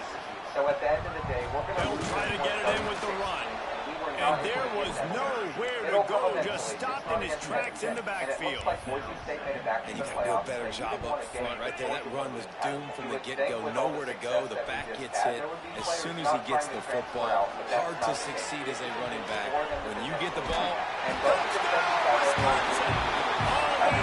probably because they know playing time's not going to come as easily for them. When it comes to seniors graduating, we're losing DJ Arkansas, one of our 4 guys above an 8 overall, but that's about it. And when it comes to down in the 4th quarter, it's too late for empty possessions. They'll go for it on 4th down. He'll try to throw and pick up the first down. And this is where things get interesting as well. It's incomplete. It's going to be London, so we cannot recruit him. He's not from Texas, but from the state we can recruit him. I'm seeing something. It looks like the only player we're even going to have a chance to get out of the portal will be a junior transfer. I'm not going to mess with it. And instead, I'm just going to put more. And the Badgers are at the line looking to convert on 3rd and short. Just from the looks of it, I don't think I lost a single one of those battles either. We've been able to sign 35 quarterback may change this route. To the air. It's Edwards. And they'll miss the connection. But if I scroll up a little bit farther to the 4-star running back, he's elite development, and then both of the 5 stars also have elite development. For only the Badgers are at the line looking to convert on 3rd and short. It finished as a top 30 class. And I have absolutely no idea how I'm supposed to top this next season. It also just dawned on me, we've recruited a 97 speed quarterback and a 96 speed under fire. And the quarterback is sacked. There are penalty flags down, but this might be doubly bad for the offense. I think the penalty might be on them. I would like to think that we've set ourselves. They'll decline that penalty. Obviously very happy with the results of the play. It turns out that both of the 5 stars that would have considered us were bust, though, so we're not going to waste resources on them. Here comes the field goal unit as they'll try to get the 3. And my favorite is at the top of the board, Olsen Kate. He gets a hand on it. Defense has it. Of this program because we just brought in these 2 guys, and we know that Rashad Herman has star dad. But what I haven't done is check out his skill caps. I'm not the biggest. Coach has no choice here. The offense has to stay on the field, down multiple possessions this late. 4th down attempt coming. Got it in the middle. It's Buster. He's not. But it would all need to start with a win at home against Western Kentucky. In his first game with us, freshman Ben Flees at receiver went through over 200 yards, 3 touchdowns. This is going to be a great career for him. And they got the explosive play. Now to finish the deal, it's 1st and 10 from the 12. Use the play fake. Now to throw. And it's incomplete as he was trying to finish the drive with the score. Yeah, and I don't know what happened. He didn't look open as it is, and the QB's trying to make a play, trying to force the ball, but at least he threw it where his guy could catch it or nobody could catch it. Knocked down in the backfield, and boy, this guy's had a good day, but they finally get to him on that run. Timeout called there by the defense, desperate to get the ball back and save as much time as possible. On 3rd and long, he's going to have to throw for it. He's got it on the move. He's brought down, but there's a flag on the field. Let's see what the call is. Without the caffeine crash that you get from home. I personally take it first thing in the morning, and it's a pretty simple process. Come on. This defense happy with how that last play turned out, so they'll decline the penalty. And now on 4th down, they'll try a field goal. Then I just shake it up for a little bit. Splits the uprights. Away from home, their travel packs are awesome because it allows you to take AG1 anywhere. And there are other. It's really the most common type of upset we see every year. The home field advantage is so big, and especially when you have a ranked team come to town, they love to play spoiler. Yes, and what needed to happen happened in this football game. Something good to happen early to get the belief and to get this crowd involved. And when the crowd gets involved, Jesse, it changes the game, and I think it had a lot to do with the outcome today. I agree. I'll tell you, regardless whether this team is ranked or unranked, when their home crowd is like they were today, they're tough to beat, period. And you know this crowd, these fans, they're going to be celebrating this win for days and days to come. Going over to our best target as he's beaten track. It would be something Beat if the we could brakes pull off him, dude. We didn't just beat him. We beat the brakes off the fucking. And there's only so much that I can do. I am gonna throw it up to our 5-star receiver. We got hit before it could come out though. This whole game's just been a disaster against them. And we probably should have just simmed against our rivals instead. What I'm starting to notice as well, if I want to hard sell on any of these 4-star prospects, we just don't have the school grades to do so. Their interests don't line up with what we're good at. Which is why I'm relieved that we get an FCS school next up on our schedule. That is something that we would have a hard time messing up. Especially considering I wasted some hours trying to put Bullocks on a visit and he still committed to Alabama before he could even come to Rice. That's a little frustrating, but a couple weeks later, the 4-star gym at quarterback Alton Casey committed. And we also picked up wide receiver Angel Boudreaux, pretty close to Bordeaux, but not quite there. I think the reason for that was not only did we demolish the FCS school, but we beat UNLV on the road 31-29. They were 4-1 going into this. And I think we have to skip over this game against UTSA. They're 2-4. They're going to be an 80 overall. With my reasoning behind that is the week after we're playing undefeated number 6 in the country, 6-0 East Carolina. But here's the problem. We didn't just get beat in this game. We got demolished. 45-17. And I thought this was a great game to have both of these players on a visit for, which now means we're probably not going to land them, though we could still get Steve. I'm not enjoying all these tight races for 4-star prospects. A win on the road at the top 6. 5-star smoking a blunt. So I'm just hoping that we can play pretty well against East Carolina. Here in the third quarter, it's actually 17-all, and I saw that they were pressing over on that left side. You know who we're going to. But unfortunately, Dickman's not going to be around forever. He's put us in some good positions in this game, though. On third down, they're just going to pick it up. And they've been able to keep the drive alive. I'm stuck on someone I don't want to beat. It's all good. Okay, attempt number 2 is sending in a blue ball third down. This one is going to work out. And we are strictly looking to get the Pirates off of the field. Don't take that check down. I can deflect it. The computer thinks I'm stupid, but I saw that coming from a mile away. Now we're going to start running block. And Alexander needs to have some big runs for us, though the blocks aren't helping them out that much either. We have a big third down ourselves coming up. Nobody blocked. It's not going to matter. And the more that we keep on running this ball successfully, the better I'm feeling is we have a huge leg right here and we almost broke loose. They can burn their 3 timeouts, but if we get into field goal range, which I think we're already in, it's not going to matter. And even better, if we pick up this 3rd and 1, the game is over, which we get. That was the perfect way to handle this situation to make sure that we got the win. But apparently, when we took a quarterback kneel, that we had to use an injury timeout because somebody got hurt. This is ridiculous. I couldn't run out the rest of the clock. Now I have to hit this field goal to make sure that we get the win, which we do. And I would have been sweating if we left any time on the clock for them to have a chance at a comeback. Of course, if anybody deserves credit for the win, it's Drayden Dick. And we actually picked up both Zach Reach and Stephen Hussein. We still have a chance to get these 2 4-stars as well. I don't think those schools are coming back. And look at the bottom of our board. I've even added 2 more. With only one more game that I can hop into this season, though, I'm going to have to make a smart choice. I might just get it out of the way on the road against UAB because I'm not sure it matters too much. That's going to be a tougher game for us. And looking at the conference standings, we know it's going to be hard to make it to the conference championship. We would basically just need to win out. That probably won't happen. But I could easily see us becoming bowl eligible if we win this matchup. For the first 3 quarters of this one, nobody has been able to score a touchdown. It's literally just been field goals. I'm not sure what I'm trying to do. But I'm feeling pretty good. We pinned them back with our punt, and now they're getting the first down off of a massive run. I'm confident that we'll be able to get them off the field eventually, though. They could have thrown it straight to me. Now they're trying to scramble, which did not work out too well for them. We also have Dickman on the return. I didn't realize he was also our kick returner. He has his 99 speed, but I don't think he's getting out of there. Part of me wonders, though, how fast can these UAB defensive backs be? Surely they can't keep up with them. Okay, evidently they can. He's still making the catch, though, and he goes out at the 1. That's what I thought our freshman receiver was going to be doing, since he's like 6'5", but I'm pretty sure he's injured, which means we're just going to keep on running the ball, and eventually we'll get in. I thought we had the touchdown right there. Our offensive line is not helping us out, but we have settled for too many field goals in this game. We're going to pass, and we're going to score. With 4 minutes left, that puts us in a good spot. But something I wasn't expecting was UAB to kick a field goal on 4th and 4. They've decided with a couple minutes left, they're going to trust their defense to get them the ball back, but I'm afraid they just gave us the perfect look, and we're going to take advantage of it. We have basically sealed our win with that one throw now. Unless they were somehow able to stop us, it's not happening. And they did their best to try and come back at the end, but they couldn't get their onside kick, so we've improved to like 5 and 3. From here, we have another 4 games that we have to simulate since I've already hopped into 3. But during that time period, I can confirm we're going to lose out on these final 2 4-star prospects. The bigger schools have just come out of nowhere, especially Texas. I can't really say that we finished the season the way I wanted to either. After beating Temple, we have lost 3 straight, which means we're sitting at 6 and 6. chance. And we learned the hard way last year that this does not guarantee us a winning season unless we can win our bowl game. We've also been starting to get some intense pushback on all these 3-star prospects we're going after. I can't guarantee that we're going to sign any of them. But my biggest concern is because we finished 11th in the American Conference, we're not going to get a bowl game.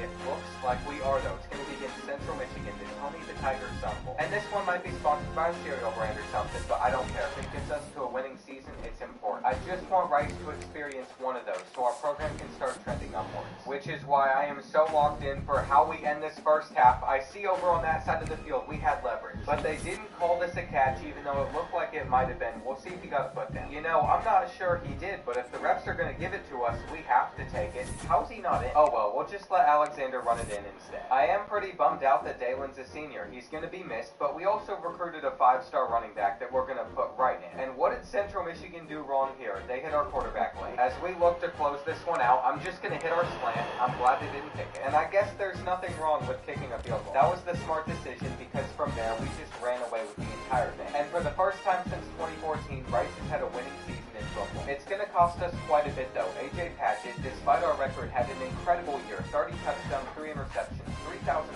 passing yards. He is now gone. We're also losing our star running back. And on the receiving side of things, Drake Dickman wasn't our #1 target. It was actually Landon Ransom Boaz, and he's also a senior. I wouldn't be surprised if next year didn't go as well for us. South Alabama made a run all the way to the semifinals. And that needs to be us in the next 3 seasons. Pretty much everybody that was an 80 overall or higher on our team has graduated. Looking at this though, we have one player that wants to transfer out and actually is a 60 overall, and you're free to go, bud. He will straight up not be missed. And there is a lot of 4-star transfers from the state of Texas, including DJ Lagway, that will not even consider our school. I don't want to pick through these 3 guys, which means I might not have been able to bring in every single prospect, but we won most of our battles for the 3 stars, besides 3 of them, and that's going to give us a class of 23 players. I believe where things get exciting, though, is when we look at Alton Casey, our quarterback's dev trait. He is a lead dev with his field general and magician ability. We also have star dev right here, and then after we go down a bit, we have star dev, star dev, star dev, star dev on these 4 stars. I mean, surely this class is going to be ranked lower than our last one. Actually, it's up here at 28. That's 2 spots higher. But either way, it's very similar to the one that we just put together, and I think it's going to be good enough to help us get near a championship. I'm not going to sit here and act like recruiting out of Texas is the hardest thing in the world, but we've had to get lucky with certain positions and dev traits. And just take a look at these training results. James Castro, after not seeing the field last year, has jumped up to an 87 overall running back. That's not even the 5-star running back that we had. That was actually going to be Tim Nye, that's just an 80, which means we are perfectly fine at that position, but we do have to make some roster cuts since our roster size is 6 over the limit. I might have even gone a little bit overboard during that process. All that's left on this team is 5 seniors and 5 juniors. Outside of that, all these players will be on our roster by year number 5. And we really don't have too many team needs, though I am disappointed to say that there are no 5 stars interested in playing for our school this year. When it comes to who I want to start at quarterback, we could go with the senior. Drew is an 84 overall, but I kind of want to go with Alton Casey since we know he's elite development and he only has 3 years to really make a name for himself. His skill caps look extremely good. Whenever you have somebody younger as your starting quarterback, though, you should probably go down the tactician tree. This is the first time we've done it, and just max out all the boosts that you can get for that position and boost stuff like their short, medium accuracy. And at the same time, I've done that for every single player on our offense, including the offensive line. I want his offense to be comfortable. We still have 40 coach points to spend, though, so if I need to use them on a recruiter to land some of these linebackers, to land some of these offensive linemen, we can do that as well. We actually got an instant commit out of the only gym I even found. And luckily for Alton Casey, his debut is going to come against an FCS school. You would think that'd be something that's pretty challenging to mess up, but apparently at some point in the game, he got injured, and the final score was 17-12. We barely escaped against that. Looking at the rest of our schedule as well, we have number 15, Washington on. I really don't want to hop into a game against our rivals Houston for the 3rd year in a row, but I almost feel like we have to after that last One of the toughest things to do in all of college football is win I gotta on say, the I'm road. liking how this When first you're a drive is ranked team going into a hostile environment, these fans are ready to knock them off course. And I'm pretty sure Welcome to Camp Randall Stadium, home to the Wisconsin Badgers. As we'll see the number 16 team in the country, the Illinois Fighting Illini. But you see where we're sitting on the field. We should be able to keep on picking up first. And if we don't, I'm going to trust our freshman running back to pick it up on 4th and 2 where he gets more than enough. James Castro was the kid I was so excited about in that first year when it came to signing someone. He was our first 4-star recruit ever, and he just Looks as if we have an injury on that last play, and we'll break to check him out. And the Badgers in a good spot here with 2nd and short. They're on a 3rd and 20 at the moment. The give to the back. And if they can't convert on a 4th Shakes and off 3rd, the defender. and he'll have enough for the first down at the 42. They've made it a little bit tighter than I Man wanted down it to on be. the play as the But either officials way, take they a break weren't to gonna let him come be back. checked And out. this is exactly how They'll I snap expected this us one to from play the this 42. season. It's 1st I and saw the 10. weaknesses with our Back to defense. throw. We're It's not going Edwards. down the recruiters. Unloads to the wideout. It's incomplete and maybe a little too aggressive from this senior trying to fit that one in there. Behind the chains now on 2nd and long. The give to the tailback. They could have used a little bit more there. Pick up a 3. It's 3rd and 7. Trying to pick up a first down. They'll send the back in motion. Trying to move the sticks on 3rd down through the air. Caught near the sticks. It's Mason. Big play for this offense as they get it to the 32. Looks as if we have an injury on that last play, and we'll take a break to check him out. The Badgers are moving quickly down the field. Out of the gun to give to the back. He had all kinds of company as soon as he got it. He had to fight his way back just to get to the line of scrimmage. The lost yardage leaves him with 2nd and 11. Looking to fire. I can't lie, though. I'm pretty frustrated. Makes the catch. It's Mason. And he's brought down after a nice game. Man down on the play as the officials take a break to let him be checked out. And the Badgers with the 1st and 10. Give to the back. We took care of business either way. Unfortunately, though, I don't know if we're going to be able to get this squad back. On 1st and goal, they have a chance to answer with a score of their own.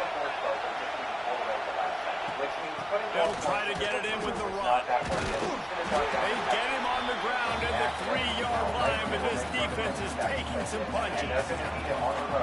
These fans raising the volume on 2nd and goal. Tries again to get it in. And this defense is defending its goal line. Back-to-back stops right in the shadow of their own goal post. 3rd and goal, and let's see if they can even operate in this noise. Corralled and brought down by the defense. And the defense was all over it. They know 3rd down, the quarterback could be a viable threat in the run game. Played physical, played close to the line of scrimmage, made the big stop. Trying to surge it in. Because we've just dominated the entire game. They tried to run commit on a 4th and inches. We get another touchdown. And I'm not sure how many more times I can keep Illinois looking to pay things off on 1st and goal. I feel a lot more confident in my abilities than I probably should. And I just can't imagine a world where Alex Casey doesn't become... They're going to run it. And he's stuffed by that big defensive tackle up front.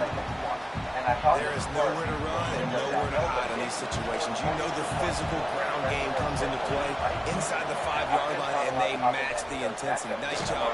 Everybody flying around to the football, making the tackle for a loss. Nice job by this defense. This crowd knows they have to bring it in big moments, and one of those has arrived. They believe in their running game on 3rd and goal here. He did not make it a stone wall on 3rd down. This defense trying to stand tall on 4th and goal from the 2. Marches ahead. Into the end zone he goes. We started the year. We finished 4-4 in American Conference play. We didn't even sign the remaining 3 stars on our board. We got pretty much all them, but I wasn't in there to hard sell them. It'll be 2nd down, and remember, they can pick up a first without scoring. To fire them and get some tacticians in to help out. Hand off to the running back. Got some room headed to the goal line. Season number 3. That clearly did not happen. And I'm a bit afraid that I waited too long to find some coordinators for us, but at least I found one that's a tactician. They've got it at the 37. It's 1st and 10. Now we can see if we can do more than a little. Which really should Here's be a this problem. offense with a fresh set of downs. I will give the Huskies their credit, though. We haven't looking downfield. It's Edwards. We're trying to get a 2-possession lead. Hit hard as he released the ball on that first down pass, and it never had a chance. They're James dealing with a Castro currently second has and 14 long. rushes for 20 yards. Just a terrible run. This But we fire are on still the in a last pretty play, good they'll go spot back to here the on air. 3rd and goal. That's They Kirk. are It's going to Griffin. throw it straight into He gets it out across the this is it right here. 45 I and am out of stuck on a bounds pass at the rusher. They 46. can scramble if they want, so they have done. They And would also quarterback get the dropping ball back, back, and they understanding get I'm 2 getting points zone first after coverage. that All I last got to do goal. is So be we a are little currently bit relying on our patient, defense to not manipulate give that up defense a anything little bit. stupid, My and wide they keep receiver on runs that taking drag, and I get the first down. One play later, they will They'll get it to the 48. No need to measure it to and I first know down. the perfect guy to throw it down. Man, this Never mind, offense apparently there's continues a to do quarterback such that a is great 6'3" job over on on that third side of down. the field. One of the Well, we best have in the an country at it, and the right reason here. why, They can't they keep keep up with it our slot manageable receiver, most and of I'm the not time. sure if we Third take and it. Always a welcome wave for the defense as they get a sack at the 47. And that's what's kind of Finally, inspiring. our So we're not defense going to looks choke like our they're lead able to against break them. serve Although here. the future These looks bright offenses with have been Golden up and State. down He's the about field to now lose these his last 2 favorite drives target, Grady apiece, Dickman. scoring He's points. out But the for sack right 14 there touchdowns this finally year. puts He's an end to still that, a we five-star think. And talk Setting about up a great 4th presence here out down, of and that might be a major play so far in this game to give them a lot of momentum moving forward. My old coach said you'll never go broke taking a profit. Take what's there, take the positive yards, and never complain. He's up to a 91 overall, and some of his stats. Ball's at the 47. They're looking at a 3rd down and short. We're only losing 5 players. It just really stinks to From say the goodbye gun, wants to pass. I believe he should have been a first-round pick. He was taking Always a 4 welcome yards. play for the defense as they get a sack at the 47. And my hope is with a little bit more Timeout called here potential, by the maybe we'll defense. have It's the some first decent one they've transfers used to this look at half. for the first The time. Badgers will punt it away on 4th down. Outside of that, there were a Last couple howitzer other was nice. exciting How about options, another one just including like it? 2-3 stars, but I really Signals want to for the focus fair in on catch David and- Mullins. But since I have to completely guess on his hard sell, I have a feeling that we're probably not going to land him. And not only did we not get him, we didn't get either the 3 stars either. The only transfer we pulled in was a 2-star. First half in the books. Time now to join Kevin Connors in our halftime update. And I'm kind of curious if I can get Alton Casey to change his tendency over from a scrambler to being something like a field general QB. The way I do this is I make him another position, like a defensive one, and when we move him back to quarterback, he still wants to be a scrambler. So that changed absolutely nothing. James Castro is up to a 94, though. That is super nice to see. And where's our best quarterback at? He's an 84. This is not exactly ideal out of Alton Casey, but he still has another season to progress. Listen to this place. Oh, man, do they love their Badgers. 3rd down coming. Looking to throw. It's Altmaier. I can also spend 20 coach points. Quickly out to the tight end. A little bit quick. But besides losing 5 seniors at the end of this season, not much has been changed from this season. They were banking on the yards after the catch, but that went into the negative column. And I'm banking on the ball coming out quick. When I'm a defense and understanding 3rd and short, understand they're going to throw the ball really quickly, try to make a play. The defense knew it, broke on the football, made a nice tackle. And we came out on top of this one, winning 34-20. The next week, though, you know what's coming up. We're going on the road to DKR, and we're going to try our best. And the Badgers come to the ball, trying to pick up this 3rd and short. That would at least prove the current roster we have can compete. Looking to throw for it. But I Finds his tight end. credit so far. Moving deeper into Casey to hit Tim Nye right there, though we should be able to get this 3rd and 9. And it does feel a little weird to go between James Castro and Nye, but he's back. The Badgers line up, trying to move the sticks on 3rd and short. It doesn't necessarily feel like it. That's a perfect check down to get into the end zone. And we've gotten this game right back within. The play action we fake. could also score before the end of the Flushed first out half. of the pocket. Don't forget, we have a super tall receiver And it's almost intercepted in the end zone. It's caught, but he's out of bounds. Just an incomplete pass and a bullet dodge by this offense. And now on 4th down, they will put it on the shoulders of the kicker to save them with his foot.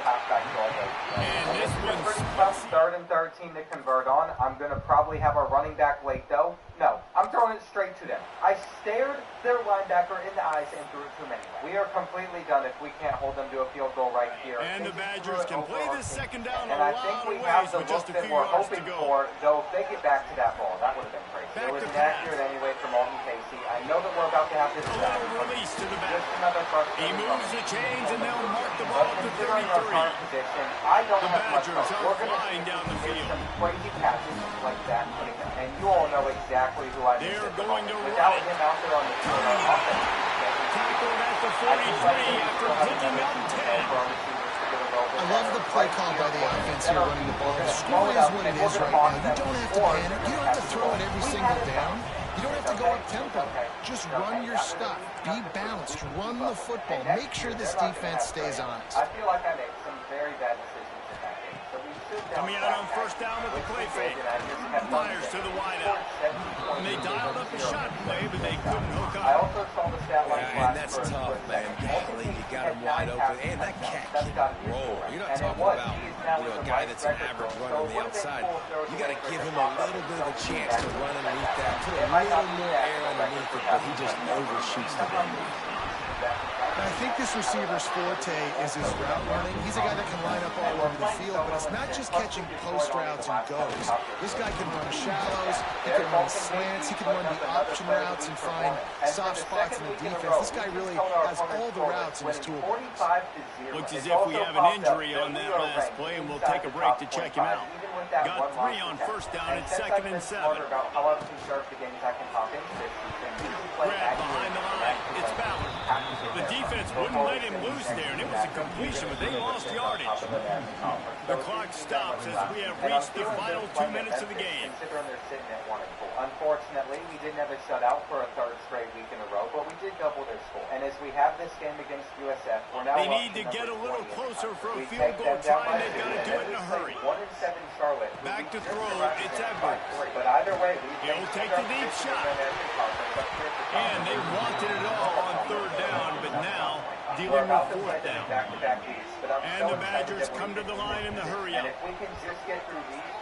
He'll go up top, maybe a deciding play here. Big tight end makes the grab, it's a first down.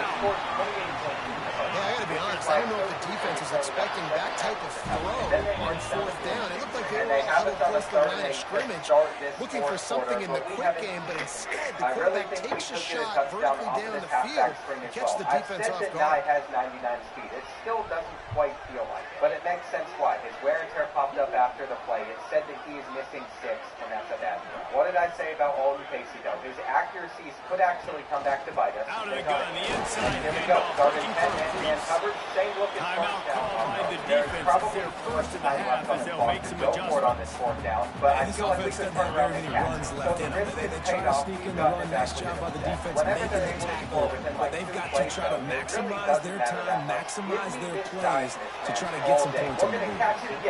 Excellent coverage and good use of the hands to knock it away. They've moved it to the 25, but now facing a 3rd and long. Please make it stand and not give up banking jumps. Save a touchdown. Gets it out quick. The worst part is that you might say put a quarterback spy out there. I have a quarterback spy out there, but now they're stretching the field, moving the chains. We've had very few chances in this game to actually get some stops. On 3rd down, they didn't pick it up. And I simply just could never stop their offense. Eventually, they would get into that zone again. Looking downfield on 1st down. Nowhere to go. The ball is loose. And the offense gets the ball back. How lucky are they? 5 points of pressure, high and tight.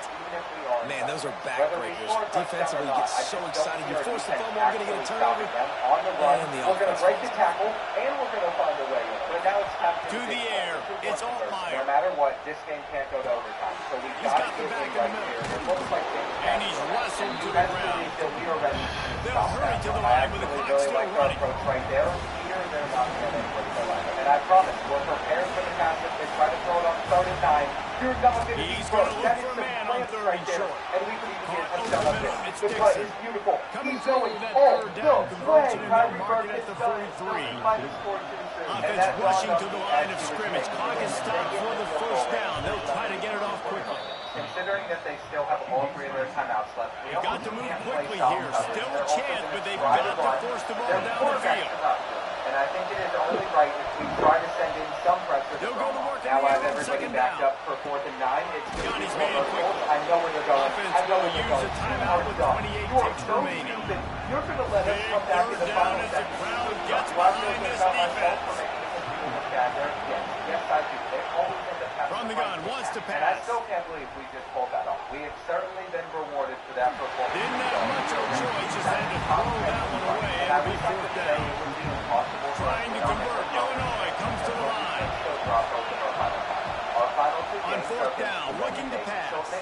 Throwing right. Oh, he dropped it just after what we just went through. We showed resilience. We showed that we're not going to back down. They get the W, and with that being win number 6, looks as if they're going bowling, guys. And that's a good moment for the squad, right? Like, you start every season, you have big goals. It usually starts with your college. Beat a ring team. Winning a national championship, maybe going to the playoffs. Everybody has different goals, but getting to a bowl is always sweet, and this team's eligible. I know the coaches are really happy about this, the AD and the fans, because they know what it means for the program, right? You're going to get those 15 extra practices at the end of the year to help develop young talent, looking ahead to next season. But that's next season. There's still a lot of football left to go this year. Let's just see how good of a bowl game they can get to. Thanks so much for spending some time with us. For David Pollack and Jesse Palmer, I'm Reese Davis, and this has been another presentation. To finish out the year, we ended up winning most of our games by multiple possessions. It's just recently they've gotten a little bit closer, especially against UAB. I'll also say, this doesn't feel right to be firing our offensive coordinator. We're just going to pretend that he's finding a better job. And the reason for that is I want to get a tactician that's going to make our offense even better. You all should see it all come together in the future. For now, though, we have a tough match to handle. We get to host it. And I gotta say, offensively, neither team's been as good because we know each other's weaknesses.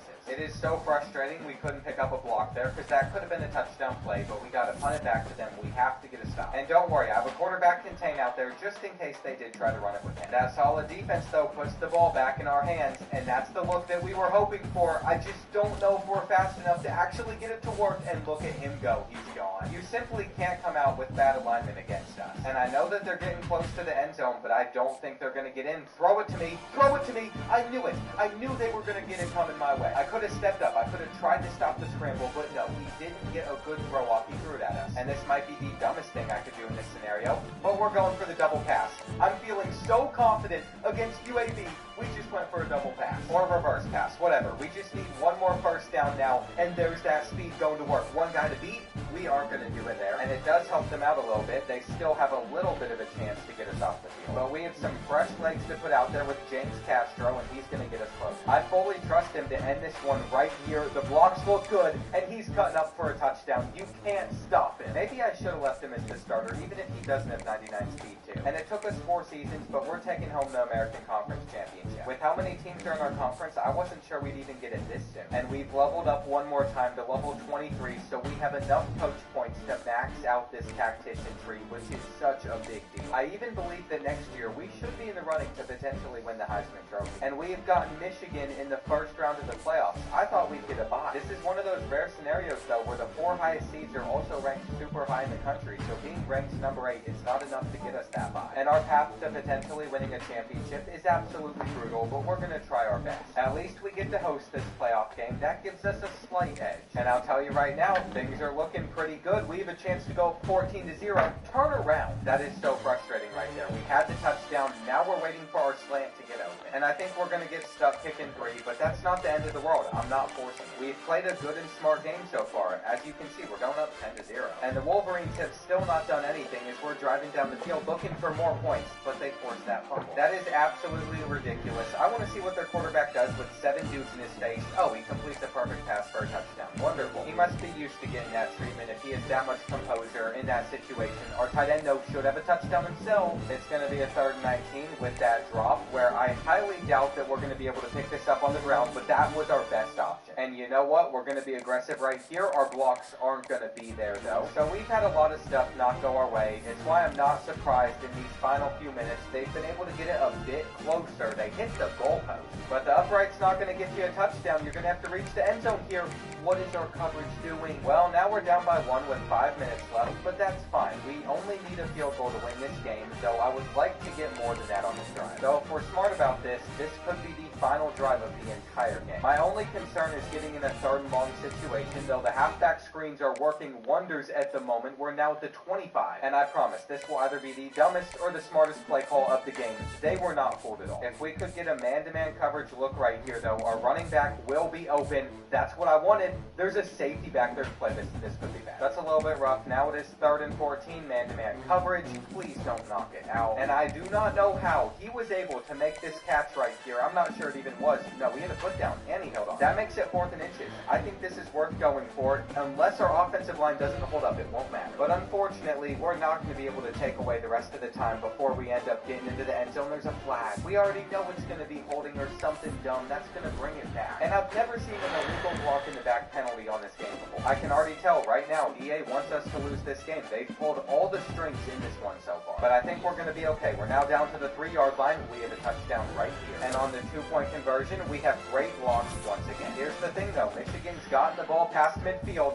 and they thought they could test Calvin. How many teams are going to get fooled by testing my user? That's it. I mean, they still had all 3 of their timeouts left, so they could technically get us off the field. But should we even be concerned? They're going to get this ball back with like 10 seconds left on the clock inside the 6. Stadium Pulse is also at an absolute max. I would assume this is going to be the final play, their last heave in this game. We're just going to have to swat it away. No.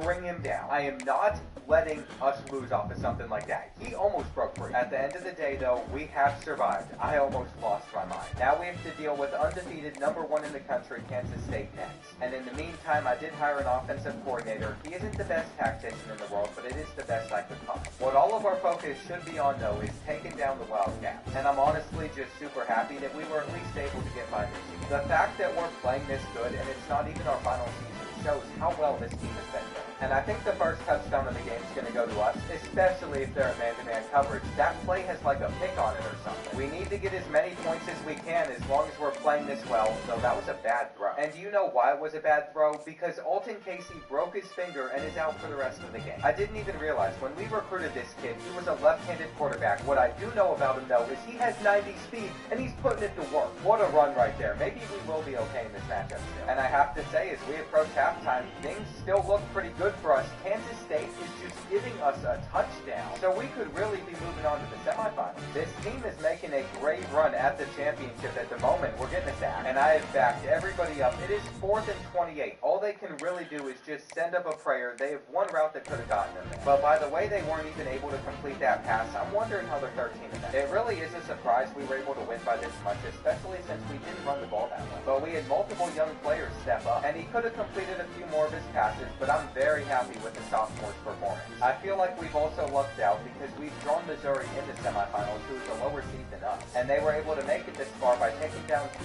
schools from Florida. I will give them credit, though. They average more points per game than us, and that's playing in the SEC, which is tough to do. So if we're going to take down the Tigers, we're going to have to play flawlessly on defense. It's also pretty exciting to have our starting quarterback back. He's played well so far. We just really need to finish off this drive, and using the jet touch pass, there's absolutely nowhere to go. That is where having the player with a shifty ability, though, would be extremely clutch. We're just going to keep on going to the run. And eventually, one of our receivers have got to get open, like right here. By the time we've gotten to about midway in the 3rd quarter, though, we do still have a lead. It should just be a lot more, and it's not, because Alton Casey has 3 interceptions. Right here, though, he might be able to put it on the money. And we had it. We're going to keep on taking shots if we have a chance to. Instant pressure like that means it is now 3rd and 19.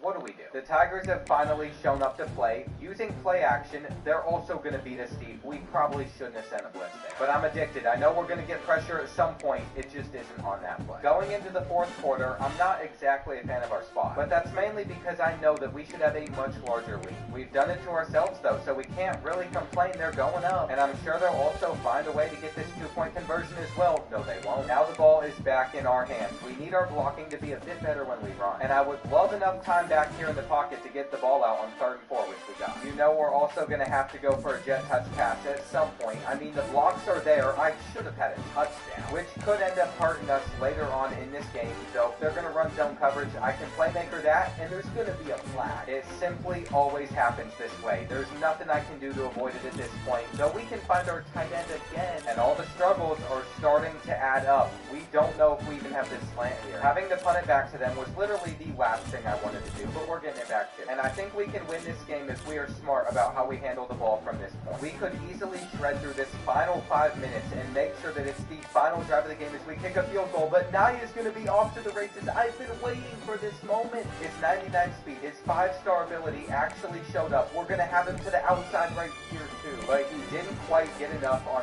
3rd and 10, they're also throwing it straight over the middle. That was supposed to be me stopping it. Now we're going to have to get an interception. It's not happening. And we'll see if they can pick up their 2-point conversion. It almost looks like they're going to have somebody. I have to give the Tigers credit though. This has turned into an incredible game, and if this is an accurate pass, we're going to score right back. I mean, Nye's just too quick. I don't know why they decided to press him after he just had like a 50-yard run, but I have to say I'm pretty glad that we stuck with him, and he could be the one to end this. All it takes is a couple big runs from him, and we're going to get in. And this might just be 4-down territory. The direct snap, he's cutting back on. He's at the 2, which is going to set us up for my favorite play. I don't always have Wildcat in the playbook, but the blocks are good. We're stunting on them. We're stunting. That right there is exactly how you close out the semifinal performance. And we're literally 1 game away from winning it all in year 4. It's going to be against NC State as well, the number 2 team in the country, which is not an easy task considering both of us have 1 loss. Before we hop into this game, though, we should probably cover our season stats. I think I forgot about them. Alton Casey has thrown 17 interceptions. It hasn't seemed to really matter that much. And look at this. Tim Nye has rushed for over 1,000 yards. Now, some of these are a little stacked and lopsided because we've played like 16 games now. We have 17 receiving touchdowns with 2 of our receivers. But that just shows the type of season that we're having, and NC State is a lower overall than we are. Going into this national championship game, I'm actually feeling pretty confident. And we've already been able to get 1 stop. We'll see what type of coverage they have out there on 3rd and 19. If we're able to pick this up like that, it's beautiful. But here's the thing. We're going to be on a 3rd and 16 just a couple plays later, and my only hope is sending up a deep ball that was out of reach. There's a flag. I cannot believe it, but they are calling it against NC State. We jumped into him. From there, our drive has just continued down the field. We're going to the 3. And I'm expecting us to get in on this 3rd and goal. I'm going to roll out and either throw it to our tight end or take it in. That is the exact type of start that I was looking for. We've also been able to get another touchdown, so we're looking to go up 21-0. Well, I might have just made a huge mistake. Why didn't I set my feet there? They're going to get a pick 6 out of it. It was such a dumb little pass there, too. I mean, it shouldn't have been that inaccurate. But I worked so hard for us to be in an incredible position going into the second half, and now we're no longer there. I thought that completion helped us a little bit, but apparently we didn't get out of bounds, so the clock has continued to run.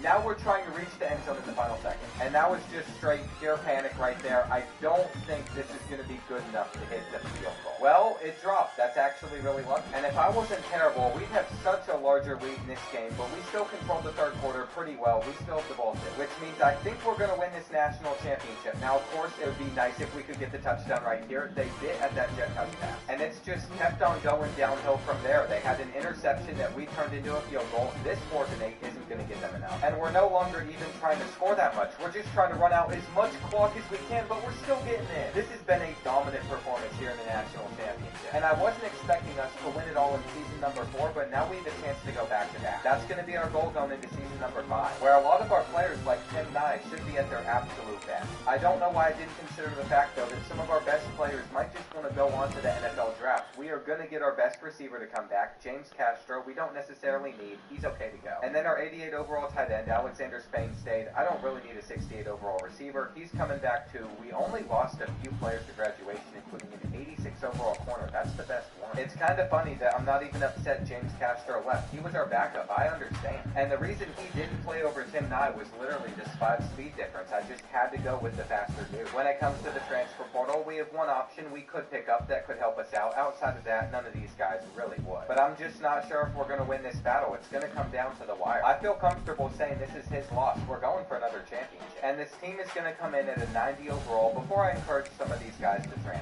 I know for a fact just getting rid of 163 overall could bring up our overall by like 2 points. And with a couple of 75 overalls as our lowest overall players now, we're up to a 93. You're also going to see we didn't get the biggest games out of Alton Casey. I still stand on what I said though. I think he could win the Heisman Trophy this year, even if his accuracies aren't going up more. Which actually makes it hard to have him out there on the field, considering Raymond has better accuracies as just a former 3-star recruit and he's just as fast. It wouldn't make sense to change up anything now though. We also have to take a look at this running back. Probably one of the best ones we have had in one of these videos. 99 speed is so good. And of course with Ben Felice, he has 50-50 as a gold ability. We know that means he's going to catch all the 50-50 balls. 99 spectacular catch, 98 jumping with 94 speed, and he's 6'4". That's the outlook of the great players on this team. I'm expecting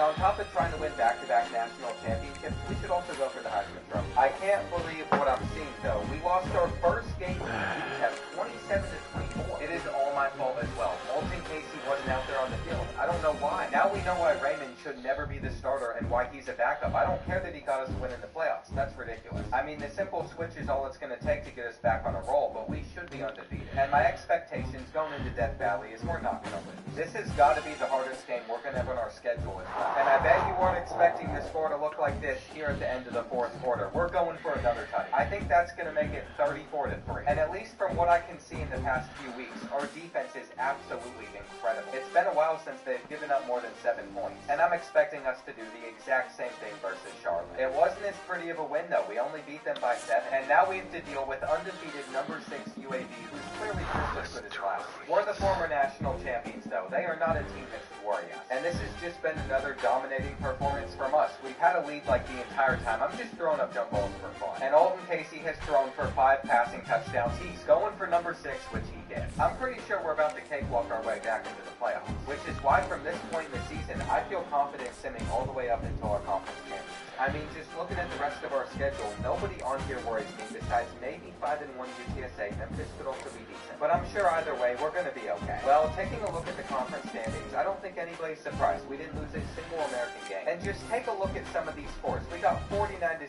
69-7, 37-8. Like, all of these are blowouts. But to be fair, that's what you'd expect out of a team of our caliber. I also just discovered we had some all-gray jerseys, but there's 0 numbers on the back. What is that? I've definitely found another bug for EA to fix. Luckily for us, though, I don't think we're going to be in this game much. And that's because after we take a 7-point lead, I don't think East Carolina's going to have it any closer. They are kind of putting the pressure on us on 4th and goal, though. I'm messing up. And I'm still going to sin till the end. I did not want to look at those numberless jerseys. I knew one way or another we'd get the win. And we'll see what seed we get in the playoffs. To be honest, as long as we have a first-round bye, I'll be happy. Now, unfortunately, the Heisman Trophy race was not something we were a part of. But Tim Nye won the Best Running Back Award. And he might have been in the Heisman race with more touchdowns just from a passing standpoint. I feel like Alton Casey should have been up there. 42 touchdowns, 3 interceptions. We did well, just not that many yards, I guess. Either way, pretty good season so far. We've got Middle Tennessee in our first playoff game. And apparently they got there by taking down Purdue by 6 points. I really don't think we could have asked for an easier playoff matchup, but I guess we'll see. Maybe they'll be able to keep it close. Well, I'm happy to say not much work for me to do at all. We have just run away with this one. Looks like we're getting another touch. And that gets us one step closer to winning back-to-back championships. And it looks like the next team we're going to have to face is USC. And I really have no worries at all. I'm so confident in how we're doing. I've literally played like 0 snaps this season because we're doing so well in Sim. And with about 26 seconds left, this game's already over. But they've thrown it straight to us on 4th and 1, so they want us to put up even more points. It's going to be 24-7.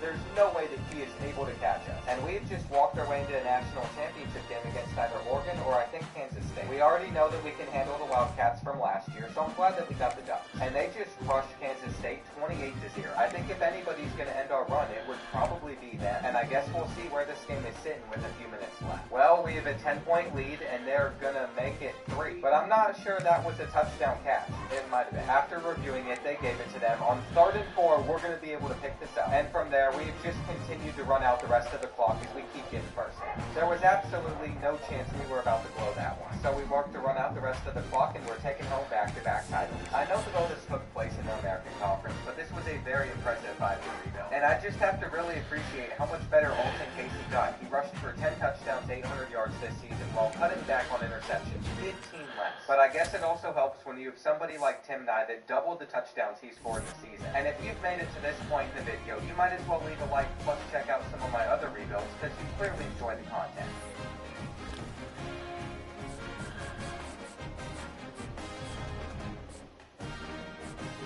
To the school in Alaska, and I'll be rebuilding them until we win it all. This is going to be very challenging though, because not many recruits want to play football in Alaska, and that means that we can only go after 3-star recruits or lower. With this current roster though, we'll take anything that we can get, because it comes in at just a 67 overall, and I can only hop into 3 regular season games a year. Being in the Mountain West Conference isn't going to help our chances at making the playoffs either, since just one loss would cause us to miss them entirely, but that's still super far into the future, and our first goal should probably be to just win a game. You would think as a brand new FBS college The Alaska Arctic Wolves wouldn't have that much going for them. But those school grades didn't look that bad, and I wanted to see how many prospects were from Alaska in this class, but unfortunately there were none. That means a majority of our first targets are probably going to have to come from Washington. And just looking through our team needs, we're going to need a lot of halfbacks, a lot of linemen, and on defense, pretty much every single position. Surprisingly, in the limited amount of time we had to scout, we found 4 different gyms, including 2 of them being linemen, and a quarterback with Glenn Cummins. That means their depth trait should be better than most of the rest of the players on our board, but I still want guys with a lot of skill.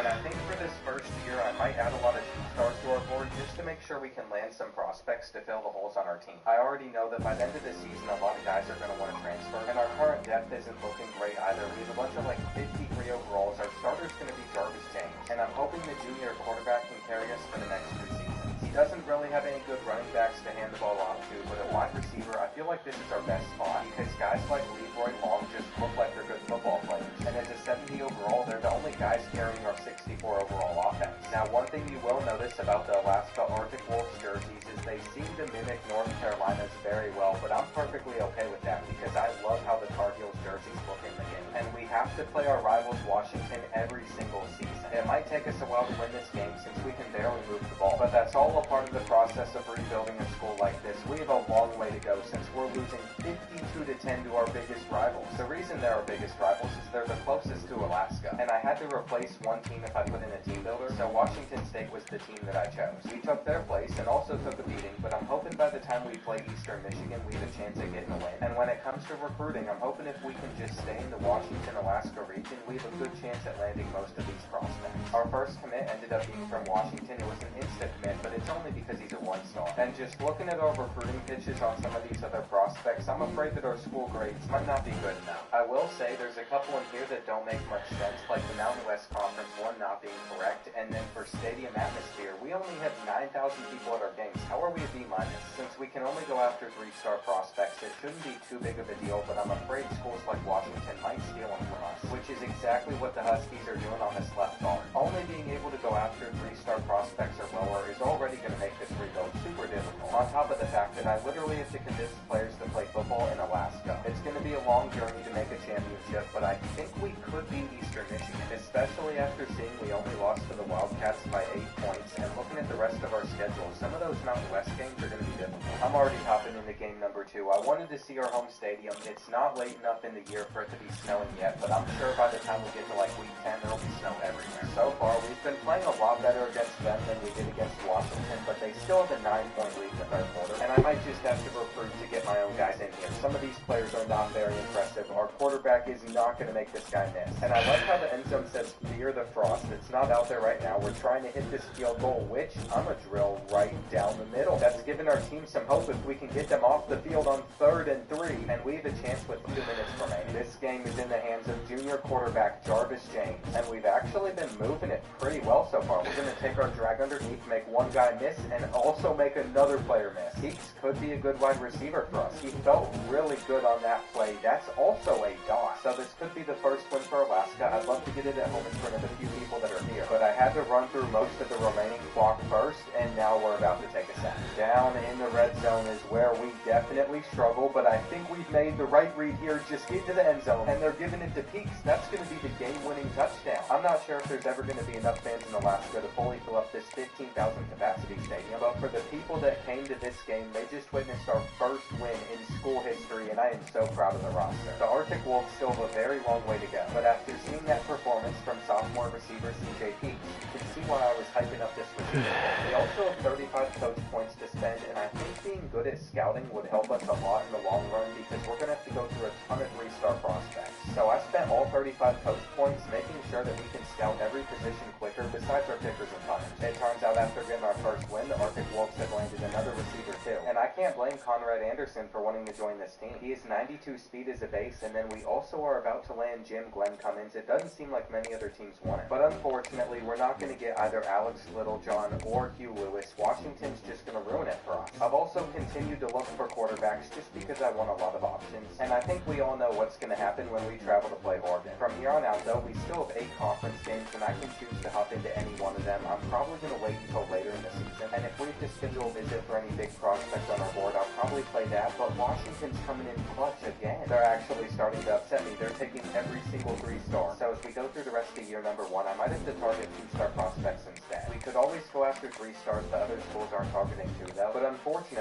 most of them just don't want to play football in Alaska. It's also going to take a lot more of our precious hours to try and get these guys to commit, but these are the players I've added to our board. We'll see how many we land. And I'm just thankful that I can say I think we have our quarterback of the future. We would lose the right tackle to Washington, of course, but we picked up a very unexpected road win in Utah State, and there's no reason we should be taking down the Aggies, but it seems like Jarvis James had the game of his career. I'd also find a gym for us at running back with 90 speed, but the issue is whenever I go to hard sell him, his proximity to home's the main motivation, and it's an F grade. So we just have to hope that nobody else jumps into the battle. And of the 4 original 3-star James we went after, we were able to land 3 of them. What's crazy is when even going after 2-star prospects, we're competing with schools like Illinois and SMU. And I know that we have a lead for some of these 3-stars at the moment, but the proximity to home always being an F grade is going to really hurt us. The only positive things we can even offer these prospects is playing time and playing style. Those are our best 2-school grades. And just looking at the rest of our schedule, going into our final game of season 1, we're going to be sitting at 3-8. That's honestly better than I thought we'd be, but if we lose this final game, we're going to be tied for last place in our conference. So we have to make sure that Air Force doesn't embarrass us. I would like for it to be known that I tried to load into this game 25 different times to get it to snow, but it just didn't seem to want to let that happen. So we're going to have to wait until next year to have our first snow game. It looks like they're about to reach the end zone, though, and that means they're taking the lead with 2 minutes remaining. They have put the pressure on us, but we have beat them deep with that route, assuming that they're not able to catch up to the football, and that is how the Arctic Wolves are going to respond back at home. A failed 2-point conversion has definitely put us in a lot of trouble, though, because if we give up another touchdown, we're going to lose this game to them, so we just have to hope that we can force a turnover. There's so many challenges that are going to come up in this rebuild because we're playing in Alaska, plus I can only go after 3-star prospects, so we really need to get as many wins as possible, and we're on the verge of one. It is 3rd and 15, we just can't give up anything deep, and that's out of bounds. It all comes down to this right here. I didn't give up the streak. Now they're going for a one-on-one play, and we've ended the game. I'm actually really happy with how season number 1 went with the Arctic Wolves, and I'm excited to see what Jarvis James can do this senior year. He'll have a new running back to get the ball to with the commitment of this gym, and that's needed because this season he was our leading rusher with Julius Johnson behind him. He must have thrown for a lot of yards, though, because we have a 1,000-yard receiver in CJ Heath. And stats like this make sense why Jarvis James went from a 63 overall to a 73 in 1 season. That level of progression is really impressive, especially since his skill caps aren't limiting him that much. And I just wish that it wasn't so difficult to land 3-star prospects. I think it's a no-brainer we're firing both of our coordinators. Their coach prestige rating was an F, and by the time we made it to early national signing day, we had 9 3-stars committed. I'm actually really excited to see what depth traits they have. We need some elites, we need some stars. Impact just isn't good enough, and that's what I'm seeing on a lot of them, so that is really disappointing. But I've just noticed that we have 80 coach points to spend, so it's time to start pouring some more stuff into recruiting. At least for now, we have tier 2 on everything. We're going to get tier 3 throughout the year if we need it at a certain position. And then in the motivator 1, I'm just making sure that our front 7 on defense and then our front 5 on offense are solid, so we have a tier 3 in all 3 of those positions. Now I have to find 2 coordinators that can help us additionally, and this is normally my favorite build. It's the ones that have stuff in both the motivator and the tactician skill trees. We ended up finding somebody similar to be our defensive coordinator, and I switched our offense and defense to match whatever our coordinators prefer. I really don't know if that makes a difference or not, but I'll do anything to get a championship like Penn State. And that's not me saying I'd do anything at Penn State for a championship. That's a bad idea. I just want to make the Alaska Arctic Wolves better, but one player's transferring now. We're not going to miss him. And I think the transfer portal could be pretty big for us just because the 3-stars in here are really solid. Now, unfortunately, I didn't have enough hours to go after everybody that I wanted, but I'm hoping at least a few of these players will come to Alaska. And it looks like we're first on pretty much all of their boards. You can tell that certain schools are going to catch up to us, though, and we can't beat out Virginia Tech. Our hard sells just aren't good enough. And going into the final period, we've only landed 1 player. This is it, week 4 where other schools are starting to jump over top of us. And I just realized that if we add every prospect to our board that we're number 1 on at the moment, they'll commit to our school. It's going to be far from the most talented, but I have some hope that we can put together a full recruiting class. And what's going to make or break this team next year is how good some of these transfers really are. I mean, we signed a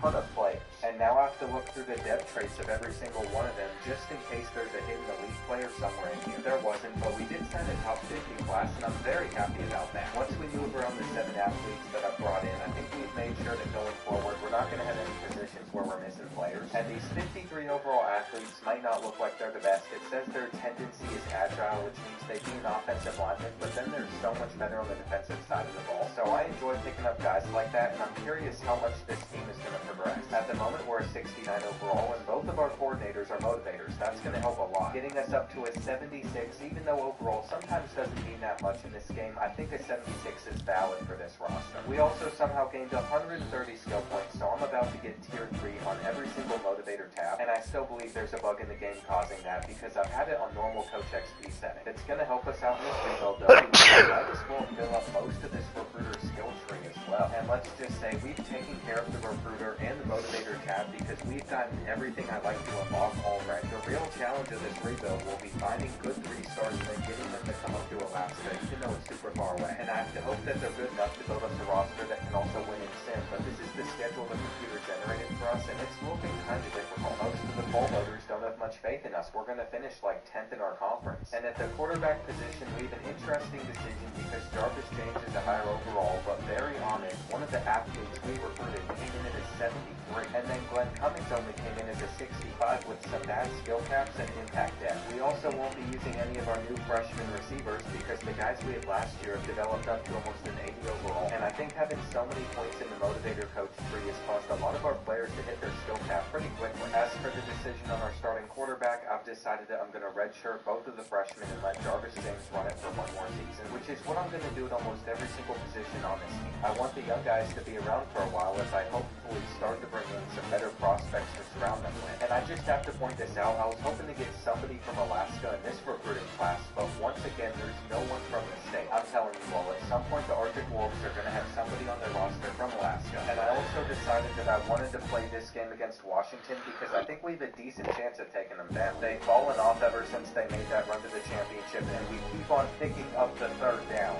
So going into the 4th quarter, I was hoping to take a lead on this drive, but our offensive line's still struggling quite a bit, so we're probably going to have to kick through. Unfortunately, the guys that I did bring in weren't the best, so we need some other options. And I have one final chance to get them off the field, or they're going to win this game against us, but they keep breaking tackles. I'm doing everything I can. I'm stacking the box. I'm run committing, but they keep on getting a little bit more. So now it comes down to whether or not we can hold them defensively on this 3rd down where they're going to throw an interception straight to us. We have a golden opportunity. 55 seconds left. All we have to do is find a way to get into field goal range. And this is it. We could take down our biggest rivals, Washington, in just season number 2. Now it's 3rd down, though. They've been clamping up with this man-to-man coverage. I might have to try to use Jarvis James' legs on the ground instead. And I think I've made the right decision, making sure that he was the starter as a senior, but that's a bad move. We can't be going for short gains like that. They're about to get a sack, and I had to burn my final timeout. We need to try to get out of bounds with this play. The corner route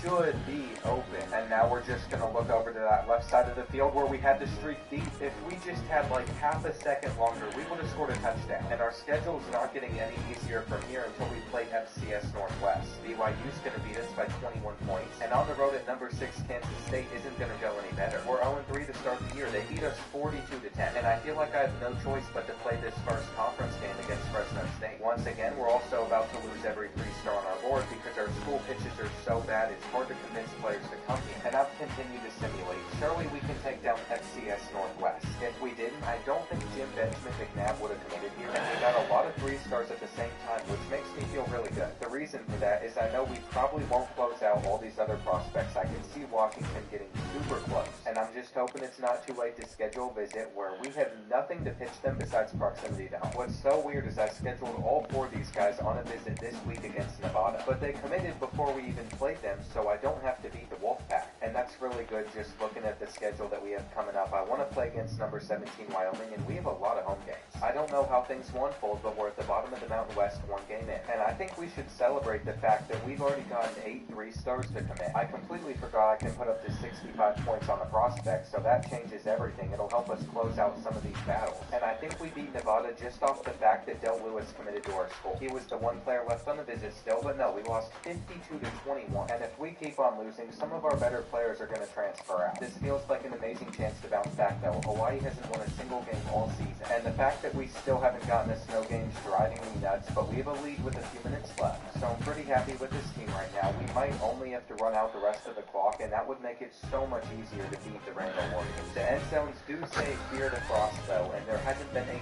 single drop of frost on our field in this rebuild yet. So we're going to make sure we get that for our last game of the season. All we have to do is pick up like 2 more first downs, and then we'll improve to 2-5, keeping our chances at making a bowl game alive. Luckily for us, Hawaii couldn't stop our rushing attack. We're about to kick a field goal even if we don't pick up this third down, and I'm so confident that I'll make it that we'll seal our win over them right here. I gave them a little bit too much time to try and make a comeback, but what's important is we got the result we wanted, and Jarvis James had a pretty solid performance. I think EA patched the fast feature at wide receivers, though. I'm not finding any 3-stars that are that quick, and that's unfortunate because it's my favorite type of player to go after. I was about to settle for an 88 speedster, but then Washington stole him from me, so I'm actually happy about it. And I really don't have to go that hard in recruiting. We're only losing 14 seniors, so as long as we have enough to replace them, we'll be completely fine. I think what matters more is how we finish the rest of the season. I still want to play against number 9 Wyoming, but they lost, which means it wouldn't be as impressive of a win, and we lost by 5 points to Utah State, who was 1-6.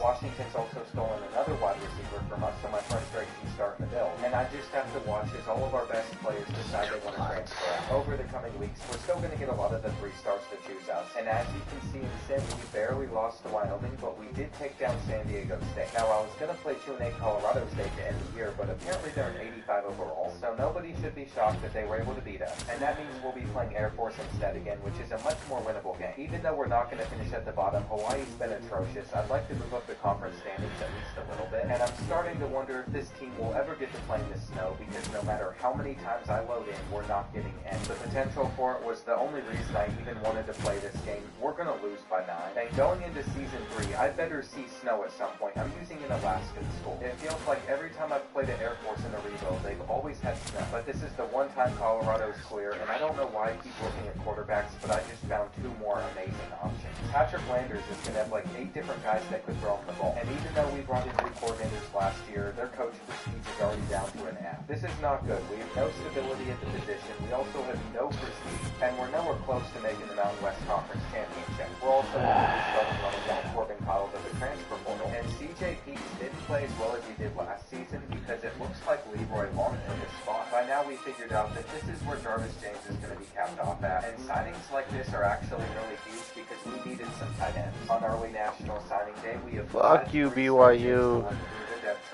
We have an impact a star, an impact, and a star. I'm seeing a lot of normals on the other guys too. That doesn't make me feel any better, and I'm afraid that all 4 of these players might be gone in the transfer portal. Just looking at the playoffs, unranked 9-4 Middle Tennessee State got in as the 5th highest ranked conference champion, and that could have been us if we were good, but instead we're losing all of these guys, and there's no chance of convincing them to stay. Mixed in with those transfers, there are some seniors that started for us, but nobody I'm too heartbroken about, and I was hoping that we'd have a lot of options of transfers to choose from, but it looks like we can only add 5 to our board. I think we should be able to land them, though. It seems like we can put up to 75 hours on certain prospects because of one of our coordinators, and it hasn't taken us very long to start picking up some signings. By the end of off-season recruiting, we clearly did miss out on a single one of them, and this freshman transfer, Jonathan Trout, ended up being a star dev, so he could be a huge piece for us on defense. I think this class was better than our last one, even though it's ranked a lot lower, and just like last year, I have 7 athletes to move around, but this season their overalls are a lot higher. Just looking at our quarterback room, training results is going to decide which one of these players is starting, and because we focus so much on the motivator skill trees, most of our players have probably already hit their skill caps, even if they're just freshmen. Right guard Chester Bryant's probably a great example of that. We redshirted him, and now he's going to be maxed out for the next 4 years. But what I could do going forward is fire both of these coordinators and replace them with tacticians, but actually it looks like they cover those grounds pretty well. I have over 100 coach points to spend myself. I don't understand how I'm getting them so quick, but it's made it so I can upgrade a lot of the things in my own tactician tree, which is amazing. That should help our team overall too, plus cutting players that aren't good and won't see the field, which helped out our team overall a little bit more, and with these tactician boosts, we have 2 really good options at QB. Ja Dobbs is unfortunately a normal dev, which means he doesn't have much room to grow, even though his stats are incredible. But that's the same issue we have with Barry. I might have to find a quarterback that doesn't have any skill caps. Glenn Cummins was supposed to be that guy, so what I might do is just let him run as the starter, even if it causes us to lose at first. But my final decision actually was made when I looked at Evan Cottrell, the guy that we just brought in with the impact dev. His skill caps are amazing. He might be the lowest overall quarterback on this roster, but he is going to be our starter. And I love how Evan developed so much at running back. He's jumped both of these two seniors already. We're still going to redshirt most freshmen that won't play, but just looking at this roster compared to last year, I'm super happy with what we have, and I wish I could say the same about our schedule, but it's not looking too good for us. I'm proud to say that in recruiting, though, we have 400 hours to spend, and all 400 of them are on a Gen 3 star. These players are super good, or at least they're supposed to have super good development. Looking through some of their stats, they don't stand out that much, but they'll get the job done. I really think we're in a decent spot. It'll all just come down to how we do in San